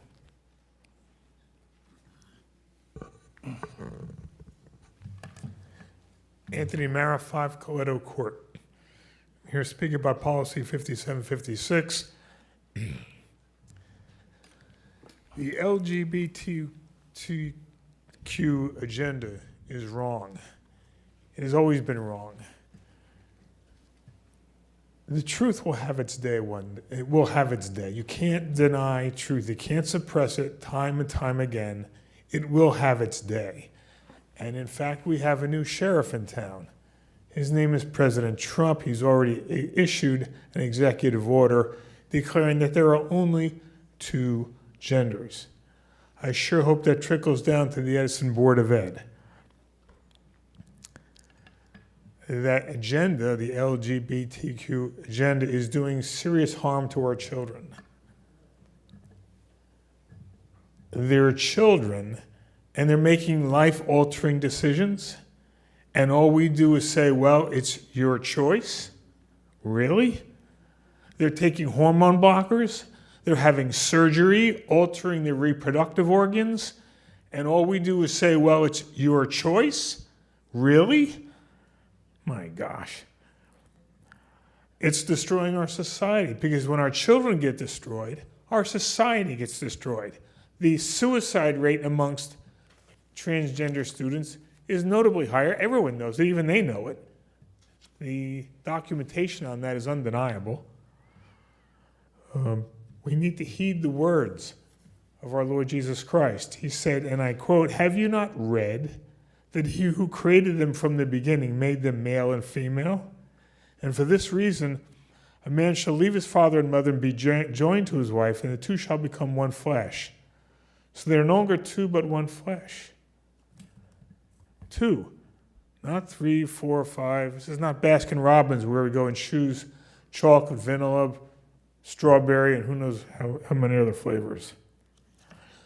Some may say, well, if we repeal policy 5756, we're going to lose money. What do you say to a student who has done serious harm to his body? Well, first it was your choice. Second, we were afraid of losing funds. Really? So that's what it boils down to. We'd rather have the money, not care what happens to our children, when tonight we applauded all these students, but we don't care what happens to a student's lifelong biology, his life. He or she won't be able to reproduce in the usual way because of money, because of funding. Come on. You think that student won't have a regret? how many years down the road, I made a huge mistake, but I can't reverse it. Why wasn't I educated of the consequences? That's a question the board has to seriously consider. There are people who go to war, many wars, unfortunately, in our world. World War II, World War I, and soldiers die for what is believed to be righteous causes. They die. Don't we have the courage to stand up for our students? You're not asked to die. You're asked to make a righteous decision. Do the right thing and abolish this policy. People die in wars. All you're being asked to do is to revoke a policy that's killing our children.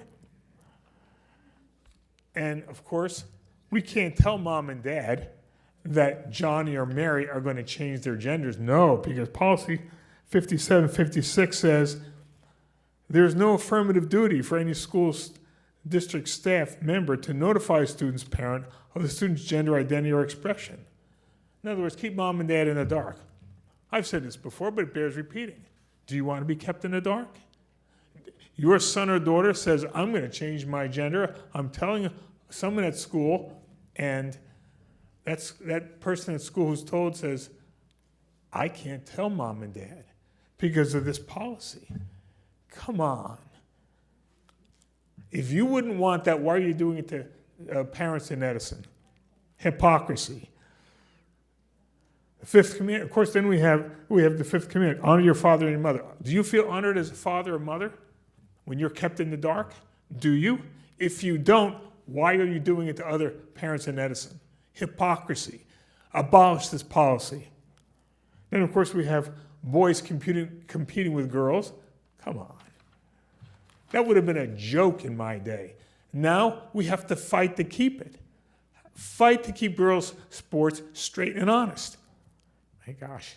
And then, of course, we have guys using girls' bathrooms. That's an embarrassment. Frankly, you should be ashamed of yourselves for allowing that to happen. Some would say, well, what are we going to replace it with? A common sense policy. Educate the student who says, I'm going to change my gender about the consequences.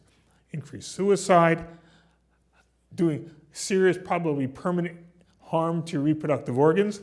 There's nothing in the law against discrimination that says we have to have this policy. It's not needed. Abolish this policy and do the Township of Edison a favor. Thank you. Thank you very much. Anybody else? Yes, Joyce.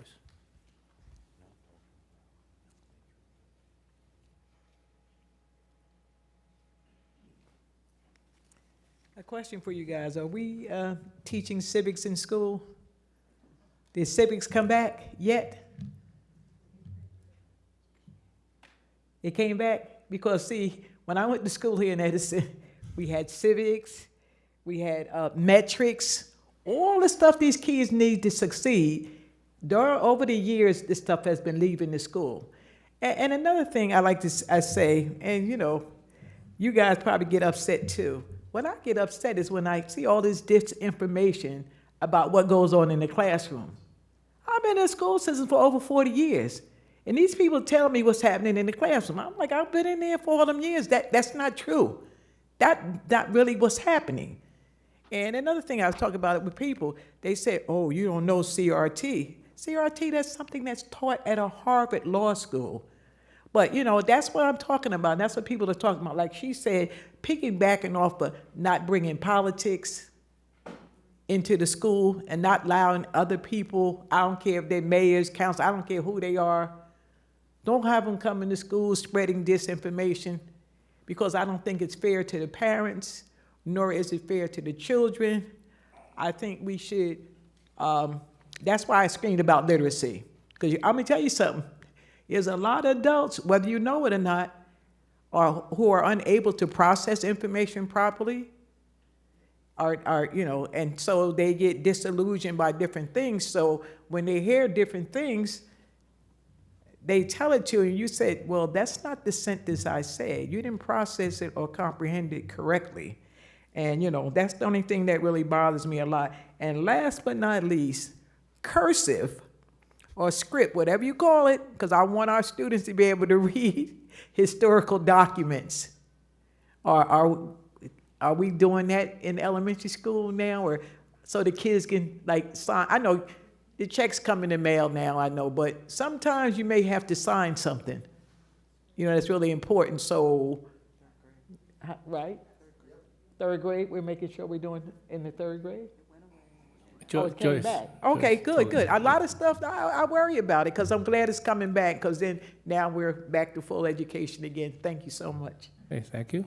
Dr. Already, you want to try? Yes, civics is alive and well in Edison Township. It's embedded not only in our dedicated classes for history at the high school level and the middle school level, but also taught all throughout, even in the beginning of kindergarten, right? When we're being self-aware and we talk about what it's like to be a good citizen and a good friend and all of those pieces. So at the elementary level, subtly embedded, and then as you get into the upper grades, third through high school, you get a full dose of civics. Okay. I think that's it. All right. Anybody else? Yes, Mrs. Conway.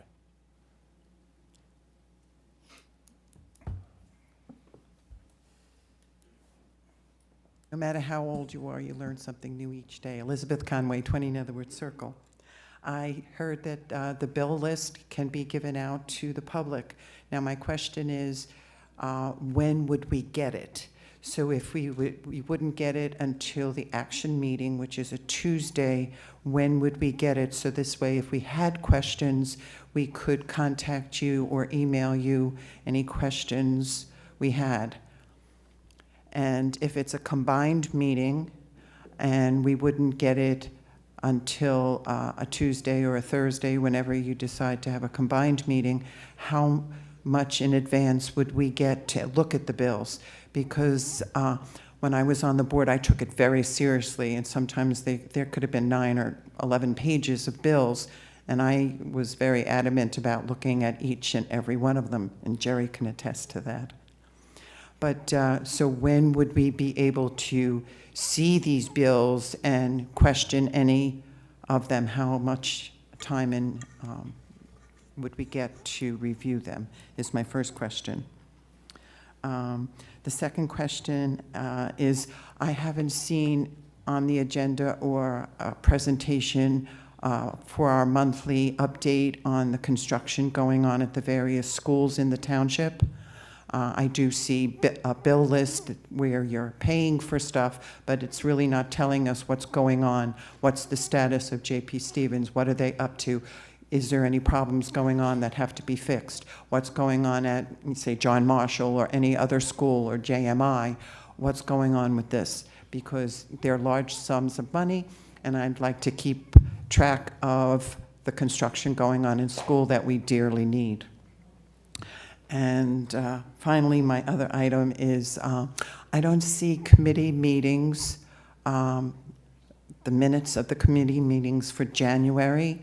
I know you had the reorg at the beginning of the month, and I saw that you got your assignments for the various committees, but it is the 21st of January, so since the reorg, are you telling me you didn't have a meeting of the various committees that we could find out what's going on with those?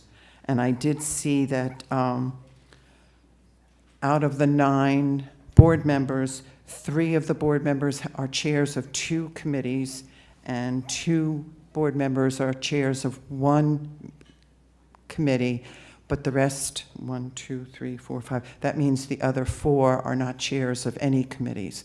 Now, in the past, you, as a board member, you decided what you would like and you put in for it. But I don't know how evenly spread out these committees are, because you don't want to overload anyone in particular, but at the same time, each board member should have some kind of responsibility for something that they have some kind of interest in. And that's it. So that's the 3 things. Okay. Bill list, John? Right, so Ordinarily, with the preparation of the bills list, we like to get it to the board within 48 hours of the meeting, so they can answer questions. If they're going through it and they have questions, they could reach out to myself or Dr. Aldarelli prior to taking action on the bills list at a meeting such as tonight. Before that, to make it available, it's just in draft format. It's not an actual bill list document because no action has been taken on it yet. If the public would like a copy, like for instance yourself, I could supply the bills list to tomorrow. I can give you the whole thing. If you have questions on it, you can email me a question or pick up the phone and call me, and I'll answer any question on that. Since I've gotten here, this has been, and I've been here about 2.5 years now, this has been the practice that's in place. I didn't create this format. This has just been what I've inherited. Okay. Yeah. Yep. Yep. So I think the updates on facilities and infrastructure go hand in hand with committee meetings, to be honest with you, too. So we do have a facilities meeting set up for the 27th of this month, which is going to prove to be a long one. There's a lot to talk about during that time frame. And then there'll be an update on facilities infrastructure from the chair, Mr. Vishal Patel, on all ongoing projects. We have our architects currently providing us with project status updates, all of which will be made available to the board members at first, and then will be stated to the public in the upcoming meeting in February. And I think we actually have a couple scheduled before the next board meeting. So we have 2 facilities meetings ready to go before our next caucus. Just to add on to it, the committee was released on January 10th, although today is the 21st. Actually, it's only 7 days old. Okay, so committees are being planned, and we have a very aggressive agenda. You'll be very happy to see the details of these committee meeting minutes, unlike before. Okay, for certain months, there was nothing, and for this one, this year, you're going to see a lot. Okay, so just give us some time to get things together, and when when you have finance facility committee, you need vendors come in, you need some other people to come in, you need to organize it. So it takes a little time. So it's only literally six days. All right. So any other public comments? Yes, Beth.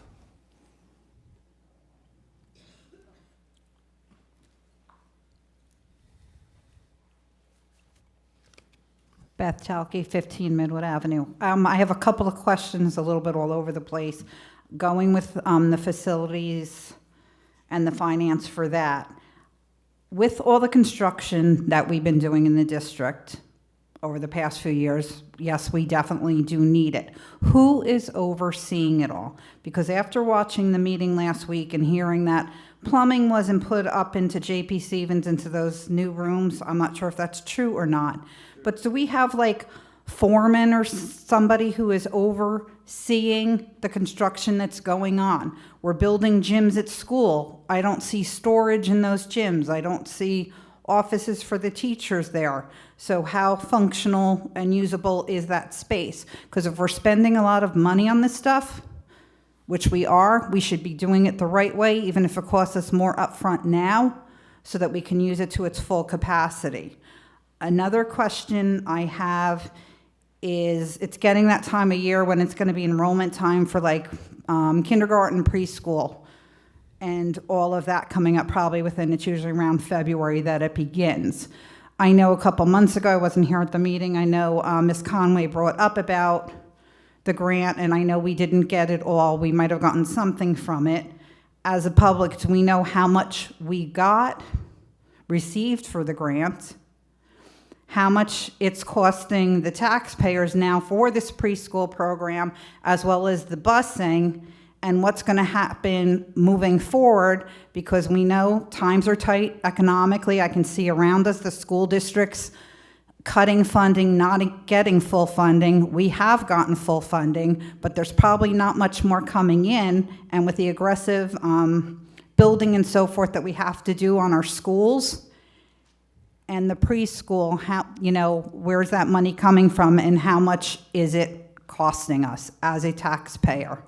And that's the kind of stuff we used to get and be able to see in our minutes and agendas when it came to bills and costs, but we don't see it anymore. And as a taxpayer, lifelong tax resident here, and I'm, you know, a bunch of the people have been here a long time too, I think that since, you know, things are getting tight financially, it would be in best interest for you guys to let the public know where the money's going specifically, so that when you have to possibly go out for a referendum or, you know, bond, it is transparent where we've been putting the money, where we need to put it, instead of like a guessing game. Thank you.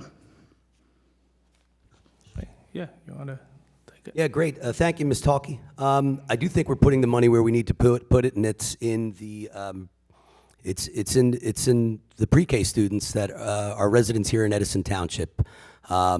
So it's a cost per pupil. It's actually less than the cost per pupil currently right now that we have to educate students in grades K through 5. It's in equivalent with the state rate. I think it's somewhere in the ballpark of $11,800 a student. I will tell you, there is no bigger bang for your buck.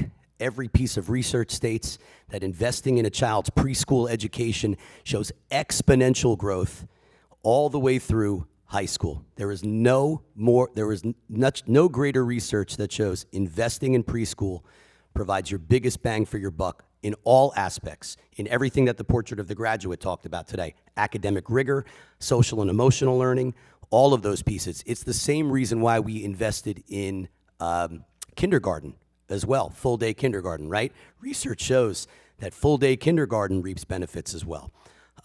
Listen, it's unfortunate that we didn't meet the criteria for the grant. We did talk about this with the previous Board of Education, and I informed this one. It was my recommendation to move forward on that. I am so glad that this board supported it. We are doing it with no financial impact to the taxpayer. The budget is currently the budget, and we still had, you know, listen, we had to tighten some belts and things that I wanted to move forward, and I pulled back reluctantly because every time I go to Mr. Toth, he usually says yes to me. There's a few times that he's been saying no lately, and as a result, I've had to kind of pick and choose as to what I wanted to prioritize. And I think the previous board prioritized pre-K education. I'm confident we're going to get this next year. I have a different approach in relationship to that that we're going to talk about at the pre-K committee level, as well as finance also. But I totally understand your question as a taxpayer. Currently, taxes will not go up in relationship to that, and we're investing that money in our students that go here in Edison Township. I think project managers. Yeah, you want to do that one? Yeah, so real quick, so with all the construction projects that are ongoing throughout the district, the smaller ones, your architect by contract is not only responsible for the design, they're also responsible for construction administration through closeout. So they're the rep, making sure that everything is built appropriately and that we're getting what we paid for in the bid specs. On the large projects, not only is the architect fulfilling that role, you also have a construction manager, which is a third party, an outside firm, who's acting as the owner's rep also, who's there day in and day out, and that's mandated by law. Thanks. Yeah. So I just wanted to tag on to this because both you mentioned finance facility. We have pre-scheduled 14 meetings this year already, 14, from January through December. 14 meetings. So there are months more than one meeting. This is all pre-scheduled. Okay? We can add more meetings. So please rest assured the meeting is going to happen. It's going to happen every single month, and every single month there will be a meeting summary. Thank you. Who's next? The lady in yellow? You raise your hand multiple times. Yes, you come.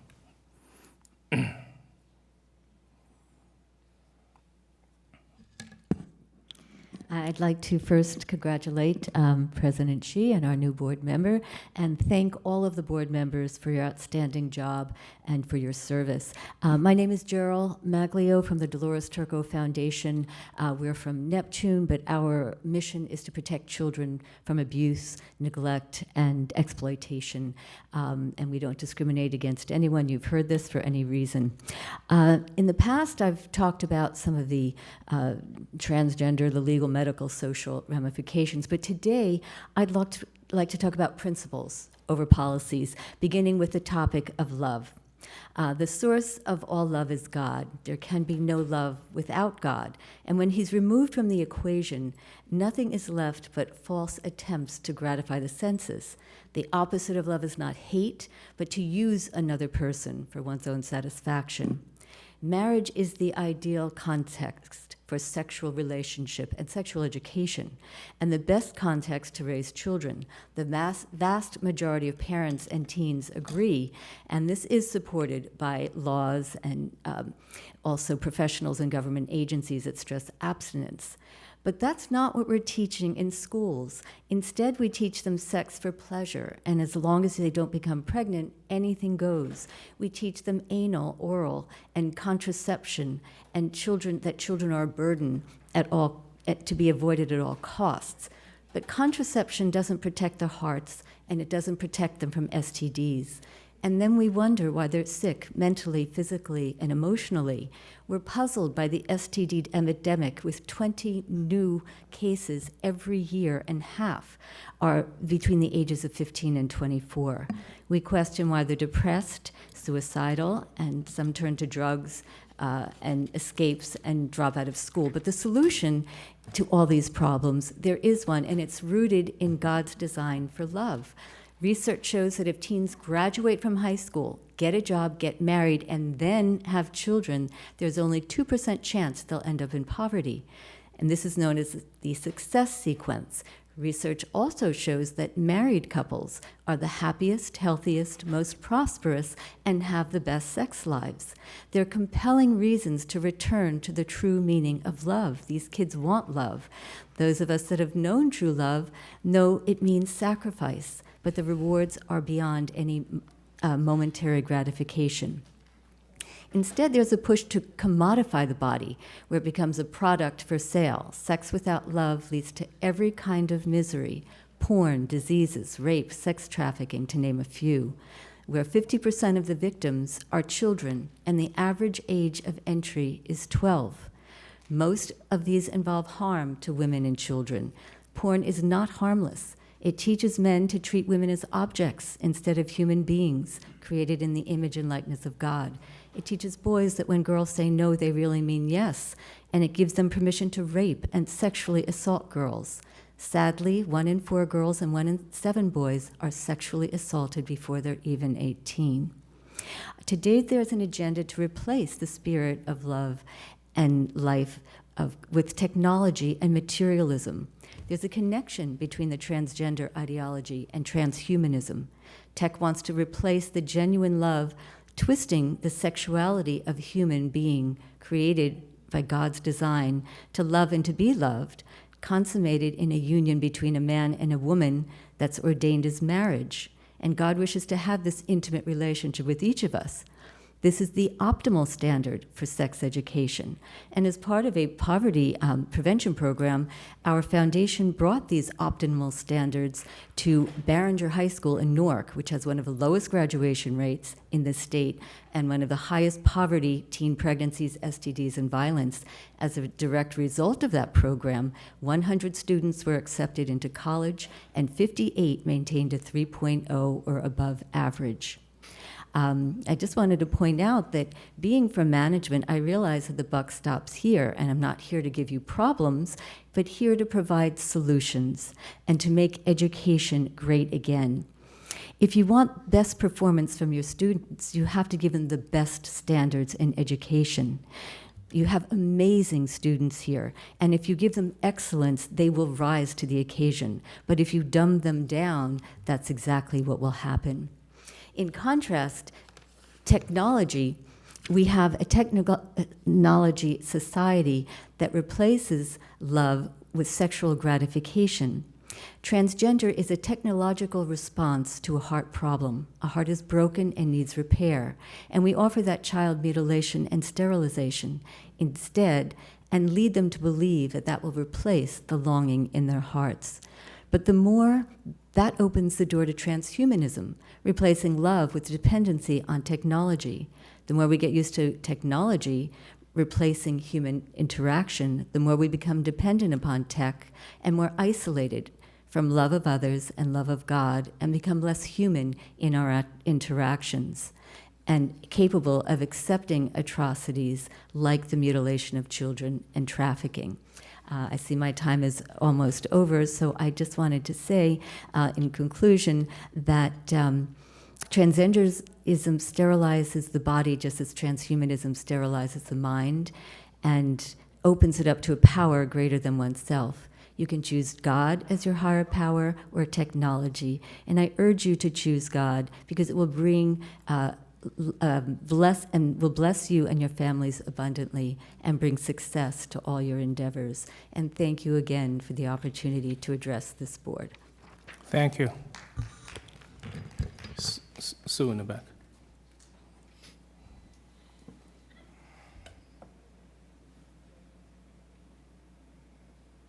Sue Campione, 8 Schiffer Court.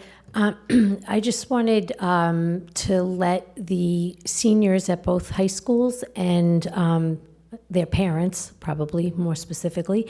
I serve as the chairperson for the scholarship committee for the ETEA. The applications are at both high schools with the guidance counselors. Please make sure that you get them. There are 3 scholarships given out at each high school every year, one for a future teacher, one for a future nurse, and then a general one. And last year, I know at one of the schools, it was a lot of last minute and help from Dr. Aldarelli to get the word out to the kids directly. And then we did have a lot of students fill them out. They're due the end of April because Edison High's award ceremony is a little bit earlier than JP's, and we have to pick winners. So please make sure you visit the guidance counselors and get copies of the scholarship applications. Thanks. Thank you. So, Dr. Already, it's a great point that can we have the guidance department or, school administration send emails to the seniors, tell them to, go apply, because we have many, many different scholarships. And so, anything helps, especially nowadays. If we can remind them, tell them to come in and get these applications, get it going, instead of missing out on the opportunities. Lots of money involved, and just don't forget it. Absolutely, Mr. Chair. Thank you. Anthony?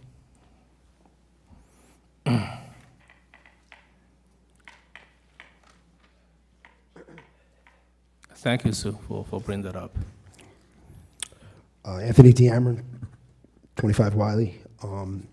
First, I'd like to say, give a shout out to the kindergarten class over there, James Monroe. The little one came home the other day, praising, talking about Dr. King, and that's extremely important. And I was glad to see. So she was couldn't get the words out of her mouth fast enough to tell us about him. So that's terrific. I just wanted to pass that along. Also, quick shout out to the portrait of the graduate. I can tell you this from personal experience. Megan was on was one of those individuals on that portrait of the graduate, and she took it extremely seriously. I know they all did. So they put a lot of work in, and it sounds like it turned out to be a good thing. So good job, babe. Let's see what else. Oh, let me get to this. You know what? Speaking of the kindergarten, and I guess the district didn't get their the funding for it. I just want to make everyone aware that, and maybe this is to help going forward to the superintendent, that the mayor of Edison had brought on as the township attorney the Assembly Speaker's law firm, Craig Coughlin, the Assembly Speaker, his law firm represents our township. The mayor has a direct line of communication to the Assembly Speaker. The fact that you have to now cut areas to make it work, and I understand you're not going to raise taxes, that's terrific, but the fact that that has to be done is unacceptable to me. And I'm telling you, as someone who's worked with the previous administration, you need it. You're going to have to lead them to water here, but that could be done. The mayor in the past has taken credit for a lot of hard work that previous boards have put in, including Mr. Shee. I know Shannon was on the board. If I forget everybody, Ms. Conway, you were on the board. Laid the foundation to get funding, and he took the credit for it, all right, despite the football. And you know what, it's, when he's got to put some work in, he's nowhere to be found. And those are my words. And you know what, the fact, and it's the same constituents that we're all in Edison here. So again, he has direct line of communication to the Assembly Speaker, and who can make that happen, who could fix that pretty quickly, I would think. So it's just it's remarkable, but that we have to cut it in other areas because we didn't get that. I also want to give a shout out, you know, Councilman Brescia was on the school board too, and I know he helped with that big time. So I wanted to say that as well. He's passionate about that as well. The cursive, Mrs. Joyce, you took stole my thunder there on the cursive. I actually was going to discuss that tonight. Crazy. And it's funny too, because I write in my notes the Constitution and how many students entering middle school, let's say, that are leaving elementary could read the Constitution, read it. It's a hard document to read on its own, and in full cursive, you know, it's difficult. So, as Megan was bringing up to me, she's, you know, the cursive, it does something. It's helpful in a lot of different ways, the way you have to think about writing and so on and so forth. So I guess, is it in the curriculum? And if so, is it teacher to teacher? Because from what I understand, I think, and I could be wrong, you know, let's say they learn it in second grade, in third grade, they don't have to necessarily, that if teacher doesn't want to use it, they don't need to use it. And to me, that's just, you know, it just seems to me, you know, it might defeat the purpose in a sense. Just keep it going. I think it's important for them to sign their names going forward, signing a check or whatever it may be, if there's still going to be checks around.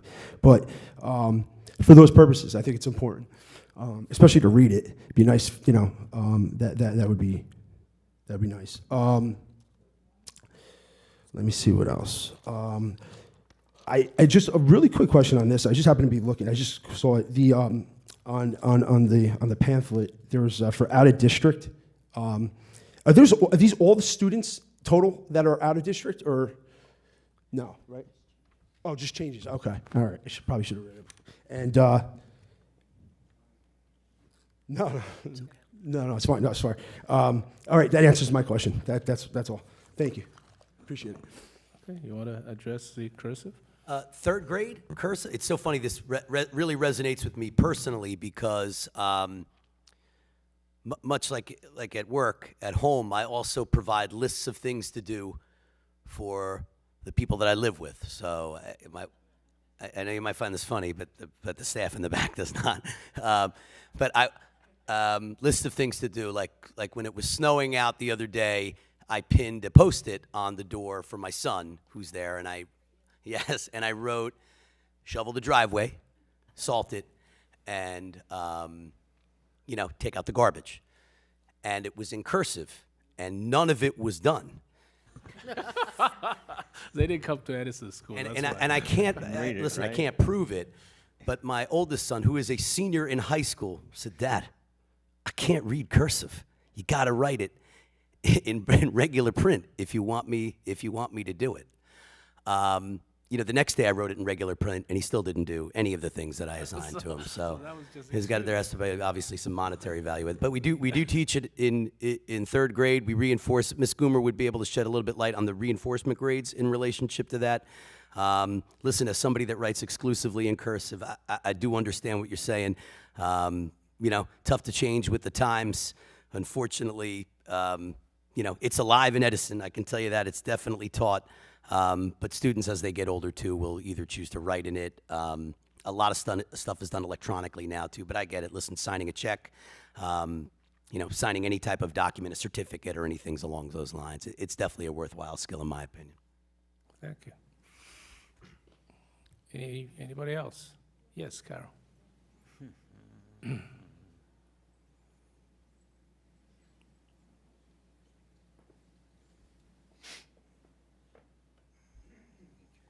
Carol Podolsky, 39 Jonathan Drive.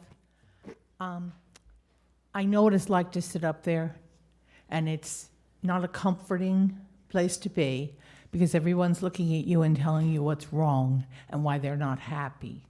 But I just wanted to tell you that tonight, all of you, and especially what went on here tonight, has made me very happy because all those students who made all those great accomplishments were recognized one by one, by name, in the presence of their parents in many cases, which is just wonderful. I know that there are different skills, there are different areas that they all have succeeded in, but it's the success, not that it's music or that it's football or that it's FCCLA, who knows what that is, right? But that does cover a lot of areas. And it just was like a culmination of seeing what all the things you do every day, and all of us do, parents at home help with the children, to learn and to do what the teachers are teaching them, despite the state regulations, despite the financial hardships, that allows them to take pride in something they've learned and performed and done and be recognized for it from their school. And most of the ones, or many of the ones, were not high school students, so they're not used to the big flashing lights and brightly colored chairs permanently embedded in the floor. But this is a really special thing for all those students. And I want you to know that at my house, all those signed documents are still there. I don't know if any of us could find them, but they are still there because they make a difference in these children's lives. And you make a difference in their lives by sitting here and clapping and listening to each one of them. So to me, tonight was a gift. Thank you. Thank you. Yes, you're right. The FCCLA cover a lot of areas. One of the ones I found is a cupcake challenge. I don't know what it is. It was really interesting. So Matt, I think you move it up. You ready? Mr. Rivera and I were debating who's going last. Mr. Shee? Okay. Mr. Shee? Yeah. If you don't mind, please? Yeah. We're looking for bus drivers. Never mind, thank you. Okay, Matt Revnek, ETA president. So 2 things actually. Number 1, to jump on Sue Campione scholarship, we also have our volleyball tournament coming up, the staff volleyball tournament on February 20th at JP Stevens. And that's a major fundraiser we have throughout our buildings for 3 local charities. So if you're doing nothing, you'd like to contribute or whatever, please come out and join us that night. The second thing I want to bring up, and I was waiting for a board member discussion because I figured it would come up at that point. I don't do social media, but I do have people report to me when things are out on social media of importance. And the issue I want to bring up and talk a little bit about is the heating issues in the schools. All right, I know it's been about social media. My phone and email has been blowing up for the last couple weeks from staff members, et cetera, throughout the buildings. I personally have been visiting buildings to see what's going on. And I do want to assure people out there, my members, but also the parents out there, that the gentlemen sitting in front of you are doing everything they possibly can to fix the situation. Dr. Aldarelli, Dr. Huss, and myself, and Mr. Campione in the back met this afternoon. It was a topic of discussion. I've already talked also to Mr. Toth. And especially I want to give a kudos out there to Mr. Colibas and his assistant, Mr. Murphy. I was actually with Mr. Colibas last week when he was on the phone, speakerphone, so I can also be part of the conversation with the the vendor, the heating company. They're doing everything in their power to try to get this rectified. All right? Now, I know, I'm not making excuses for anyone. I know it's not easy to tell the teacher or the students that are going into a classroom and it's 58 degrees in the room, especially when you have cold temperatures like we're talking about tonight and tomorrow. But it's not from lack of effort. It's not going on deaf ears.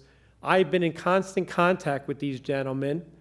I've talked to Mr. Colibas even on the weekend at times about these types of issues.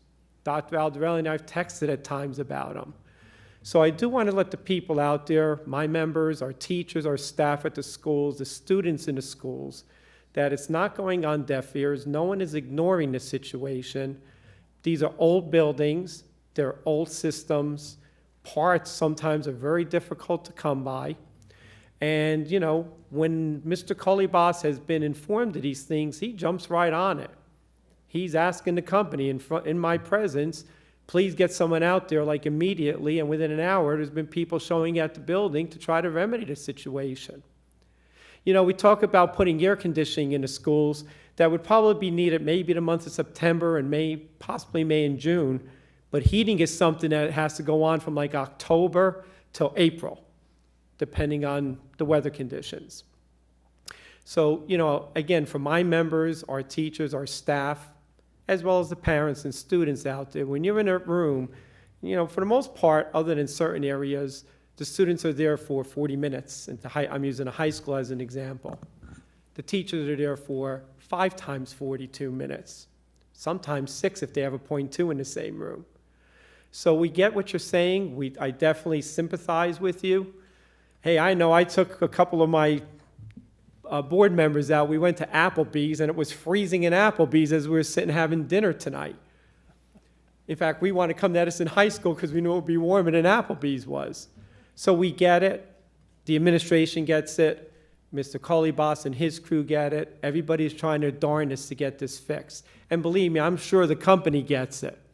They have other contracts as well. They don't need to spend 24 hours a day in Edison, but they are doing what they can do to get things remedied as well. So I personally appreciate everything you guys are doing. I'm hoping we can get all these things fixed and taken care of sooner rather than later, especially with, let's face it, we're in January only. We got another couple very cold months, I'm sure, coming up, and hopefully these things will be fixed. Thank you. Thank you. Actually, that's one of my questions, that for Dr. Aldarelli to provide an update since you started. Why don't you provide an update as to the heating issues in the school district? Yeah. So, and thank you so much, Mr. Revnak, for that piece. There were Mr. Colibas as well as Mr. Murphy, myself, and Mr. Toth, and Ms. Betcher. We meet weekly at the beginning of every week to talk about various issues in relationship to maintenance, snowplow, the amount of work orders that are going on. Heating has been a very a big topic of that conversation, especially in a couple of the classrooms that we're aware of right now. So I can assure you this. If staff members notify their building principal, it goes to Mr. Colibas, and he's on the scene quickly. I mean, much like what Mr. Revnak had just said, weekends, weekdays, at all hours, Will and Scott are available. We know of a couple, and listen, if it's a broken coil, right, which I believe it's in a couple classrooms over at J.P. Stevens, and maybe at Hoover too. I might be getting that wrong. I don't have the list in front of me. Broken coil, requires getting that part and then installing it. So the minute that the part gets here, we make sure that somebody's on the scene. So depending upon that turnaround time, it could be anywhere for a couple days to a week, unfortunately. But in the event, listen, building principals are also creative. If there is an extra space that they can move a staff member for at least a period or two, a vacancy, I have no doubt that they'd be willing to accommodate those pieces too.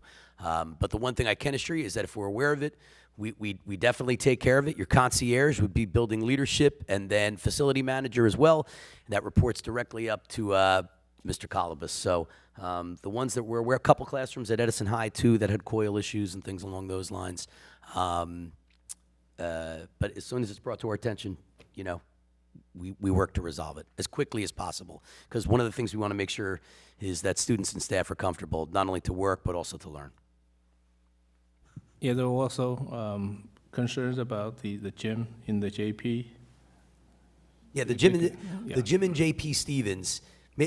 So the auditorium is currently being worked on right now. It has a relatively large, it's blowing a little bit of cold air into there currently right now. Could be, leaking into the gym, especially when it's 9 degrees outside in the morning. We actually had a conversation today with Mr. Colibus too about revisiting when our setbacks are put, right? Times that heating goes on in specific areas. So we're going to look to remedy that. That was just brought to my attention later this evening. So yeah. Building management system. We'll address that with the building management systems. Okay. Thank you very much. Anybody else? Brian. Good evening, everybody. Brian Rivera, Stony Road. Again, I'm blind, so I apologize. The first thing I want to say is I'm very impressed with some of the people that are in this audience because they're picking up on some of the information that's been stated on the board. Like Beth, Anthony, you asked very good questions. And I'm glad that tells me that the public's paying attention to what's going on. I promise you, Eddie, I never said anything in regards to pre-K. That's going to end up coming up, and we're going to have a nice conversation because board members sitting there know exactly what occurred with pre-K. It wasn't as cut as dry as it seemed to be. But eventually we'll get to those conversations. But I do appreciate the public. It just tells me the public's paying attention. So again, thank you. Besides that, Mr. Toth, through Eddie or whoever, I know the agendas have to be posted 48 hours for the public, correct? 48 by policy. I believe it's 48 hours, so with that said, maybe that's the time the bill list could be sent to the public so they know 48 hours when the agenda comes out. Also, when I was on the board, there was always changes to agendas, and people got confused. Like I would read the agenda on a Sunday night, and then on Tuesday it changed. One of the practices that Dr. Aldarelli did was that he highlighted stuff in red. So people who read the agenda ahead of time were able to notice that there was a difference to the agenda. So I'm asking if that could be something that the public could also be a part of. So if they do read the agenda earlier, if there is a change or something added, the public is able to know about it and also address it, even if it's on the bills list as well, if there's an additional charge. Just an idea. The second thing that I wanted to talk about was I have my own statement that I wanted to read, so bear with me. So I'm here again to discuss about some of the stuff that I discussed last week. I'm here just to follow up on some of my concerns regarding some of the recent committee assignments that I presented last week. I specifically discussed my concerns with the finance and facilities appointments. Having the right individuals on the Finance and Facilities Committee is essential to ensuring the efficient and responsible use of taxpayers' dollars. We all know that. The right leadership fosters trust, promotes continuity, minimizes errors, ensures that every dollar is utilized effectively to support the educational goals set by the superintendent of schools. It's his goals. As emphasized last week, the absence of appropriate leadership and expertise on this committee can lead to inefficiencies, cost mistakes, and missed opportunities to enhance in the district's learning environments. So last week I brought up 3 concerns. The need for continuity on this committee to ensure there's informed decision making. The importance of the consistent representation to prevent oversights such as those that occurred with J.P. Stevens, and there was oversights. I had the conversation with the superintendent and business administrator and Chris, so obviously it happened.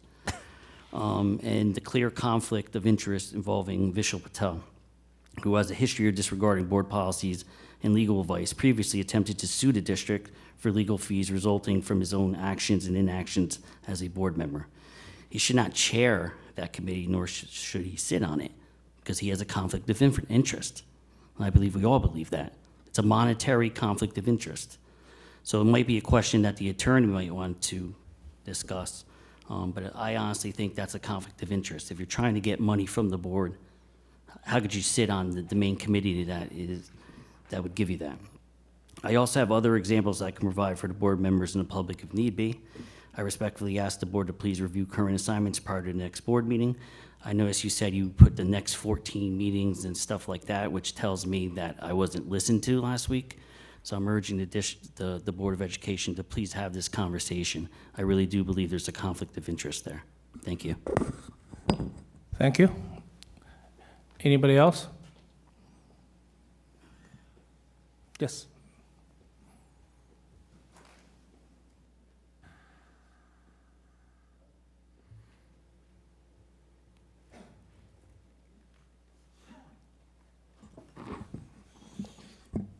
Ross Del Conte, 960 New Dover Road in Edison.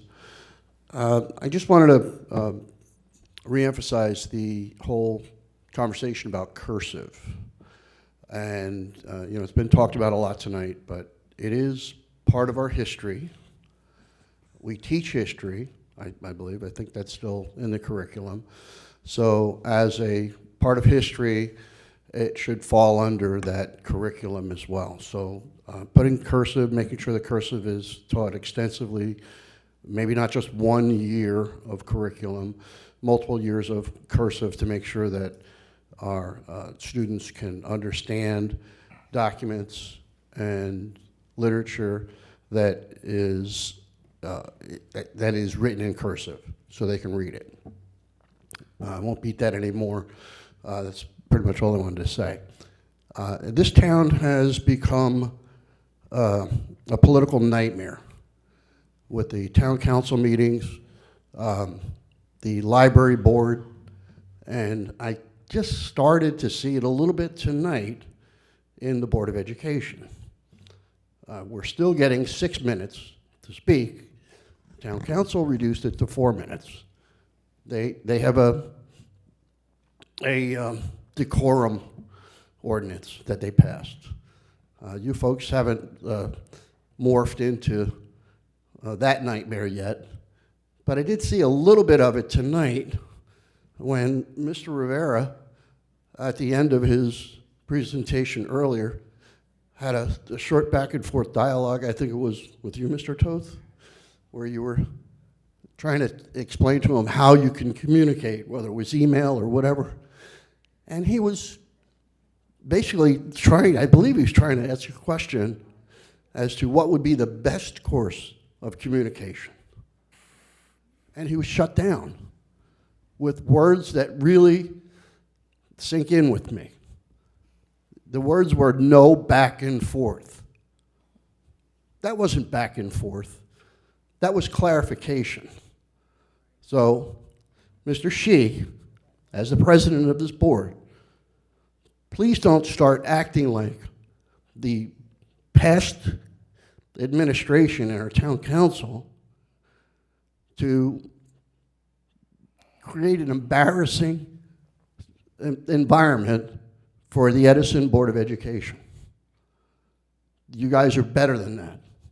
So please maintain your own decorum. It's not about shutting people down. It's about getting the points across. And I'm not going to take 6 minutes. A lot of people that were up here didn't take 6 minutes. But he still had time left.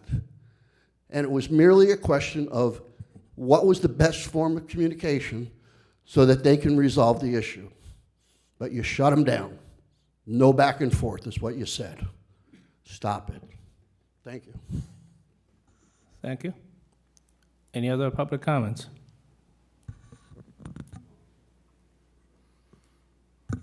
See none? Can I have a motion to close public comments? Motion. Second? Do I have a second? Okay. Vishal and Joe. Thank you. All in favor? Aye. All right. Now we'll open up for board member comments. Any board member? Any comments? Can I go? Yes. So, Eddie, I have some questions and comments about the AI policy plan. Sure. I know you are meeting with all the students. I would request you to instigate these questions to them because they are the one who is using it left and right. Maybe they have an idea on how to use it responsibly, and how to not use it in appropriate manner. So, And then second thing is, if I would love to be part of any coordination, if you need my help. I mean, I do that for a living, so would happy to chime in to craft that policy. Sounds good. Thank you. Okay. Any other board member comments? Okay. See none, I have some questions for Dr. Alderelli. So I have some concerns, heard some concerns from parents about students have multiple tests in a week, and they have multiple tests or assessment in a day. Some of them had like 3 or 4 assessments in a day, which is, not optimal. So can we look into spread out a little bit, not to have them concentrated on one day or 1 week? That's one. The other is some of the assessment tests in the district, the students were not given the results of these tests. So they did not know what was wrong. And when they went to ask the teacher says there's a policy that says we don't show the test to the students. If I recall, we don't have that kind of a policy. And I hope that the curriculum committee or whoever can look into this to make sure that the students actually see what's wrong, so they can make they don't have the same mistake next time. This is also, maybe a thing for the AI, because we talked about AI. Right now with ChatGPT and a lot of the other stuff that's being used, we can probably provide a question to AI and have AI help us generate something in the same complexity, same difficulty. It's a different question. So the reason is because we can reuse a test, but we can generate a totally different question with a similar complexity. So if we can look into that. Yeah, absolutely, Mr. Shea. Yeah, in relationship to the assessments, obviously, teachers work really hard to make sure that students aren't overburdened in studying for multiple main assessments over the course of a time. They do coordinations with that. There are times when, unfortunately, some of them may fall towards that, but we'll definitely look into those pieces. As far as the answers not given to the tests, I'll touch base. I'm assuming it's middle and. This is a math test, for high school. Yeah, so I'll touch base with Mr. Cohen to see what the criteria is for those pieces, just to see if it's if it's an entry exam or something along those lines. But I will definitely follow up with that. AI in relationship to developing tests of the same rigor and content, I think that's a tool that teachers have accessible to them in order to listen. I mean, AI assists in lesson planning and making.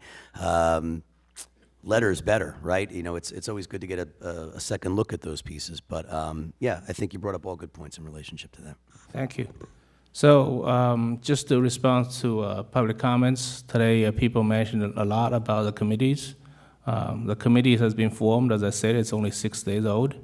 And we have a lot of committee meetings has set up throughout the year. And we have a very aggressive agenda this year.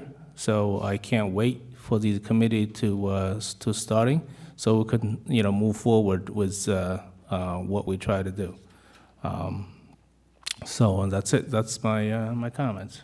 Can I go again? Yes. I'm gonna start following Mr. Shee's tradition on asking questions, right? So one comment on the test is they are giving the answers, but they're not showing their own exam paper, right? Because if the quiz was taken 2 weeks before, kids doesn't remember what they answered. So I think they should be shown their own exam paper so they know where they did the mistake.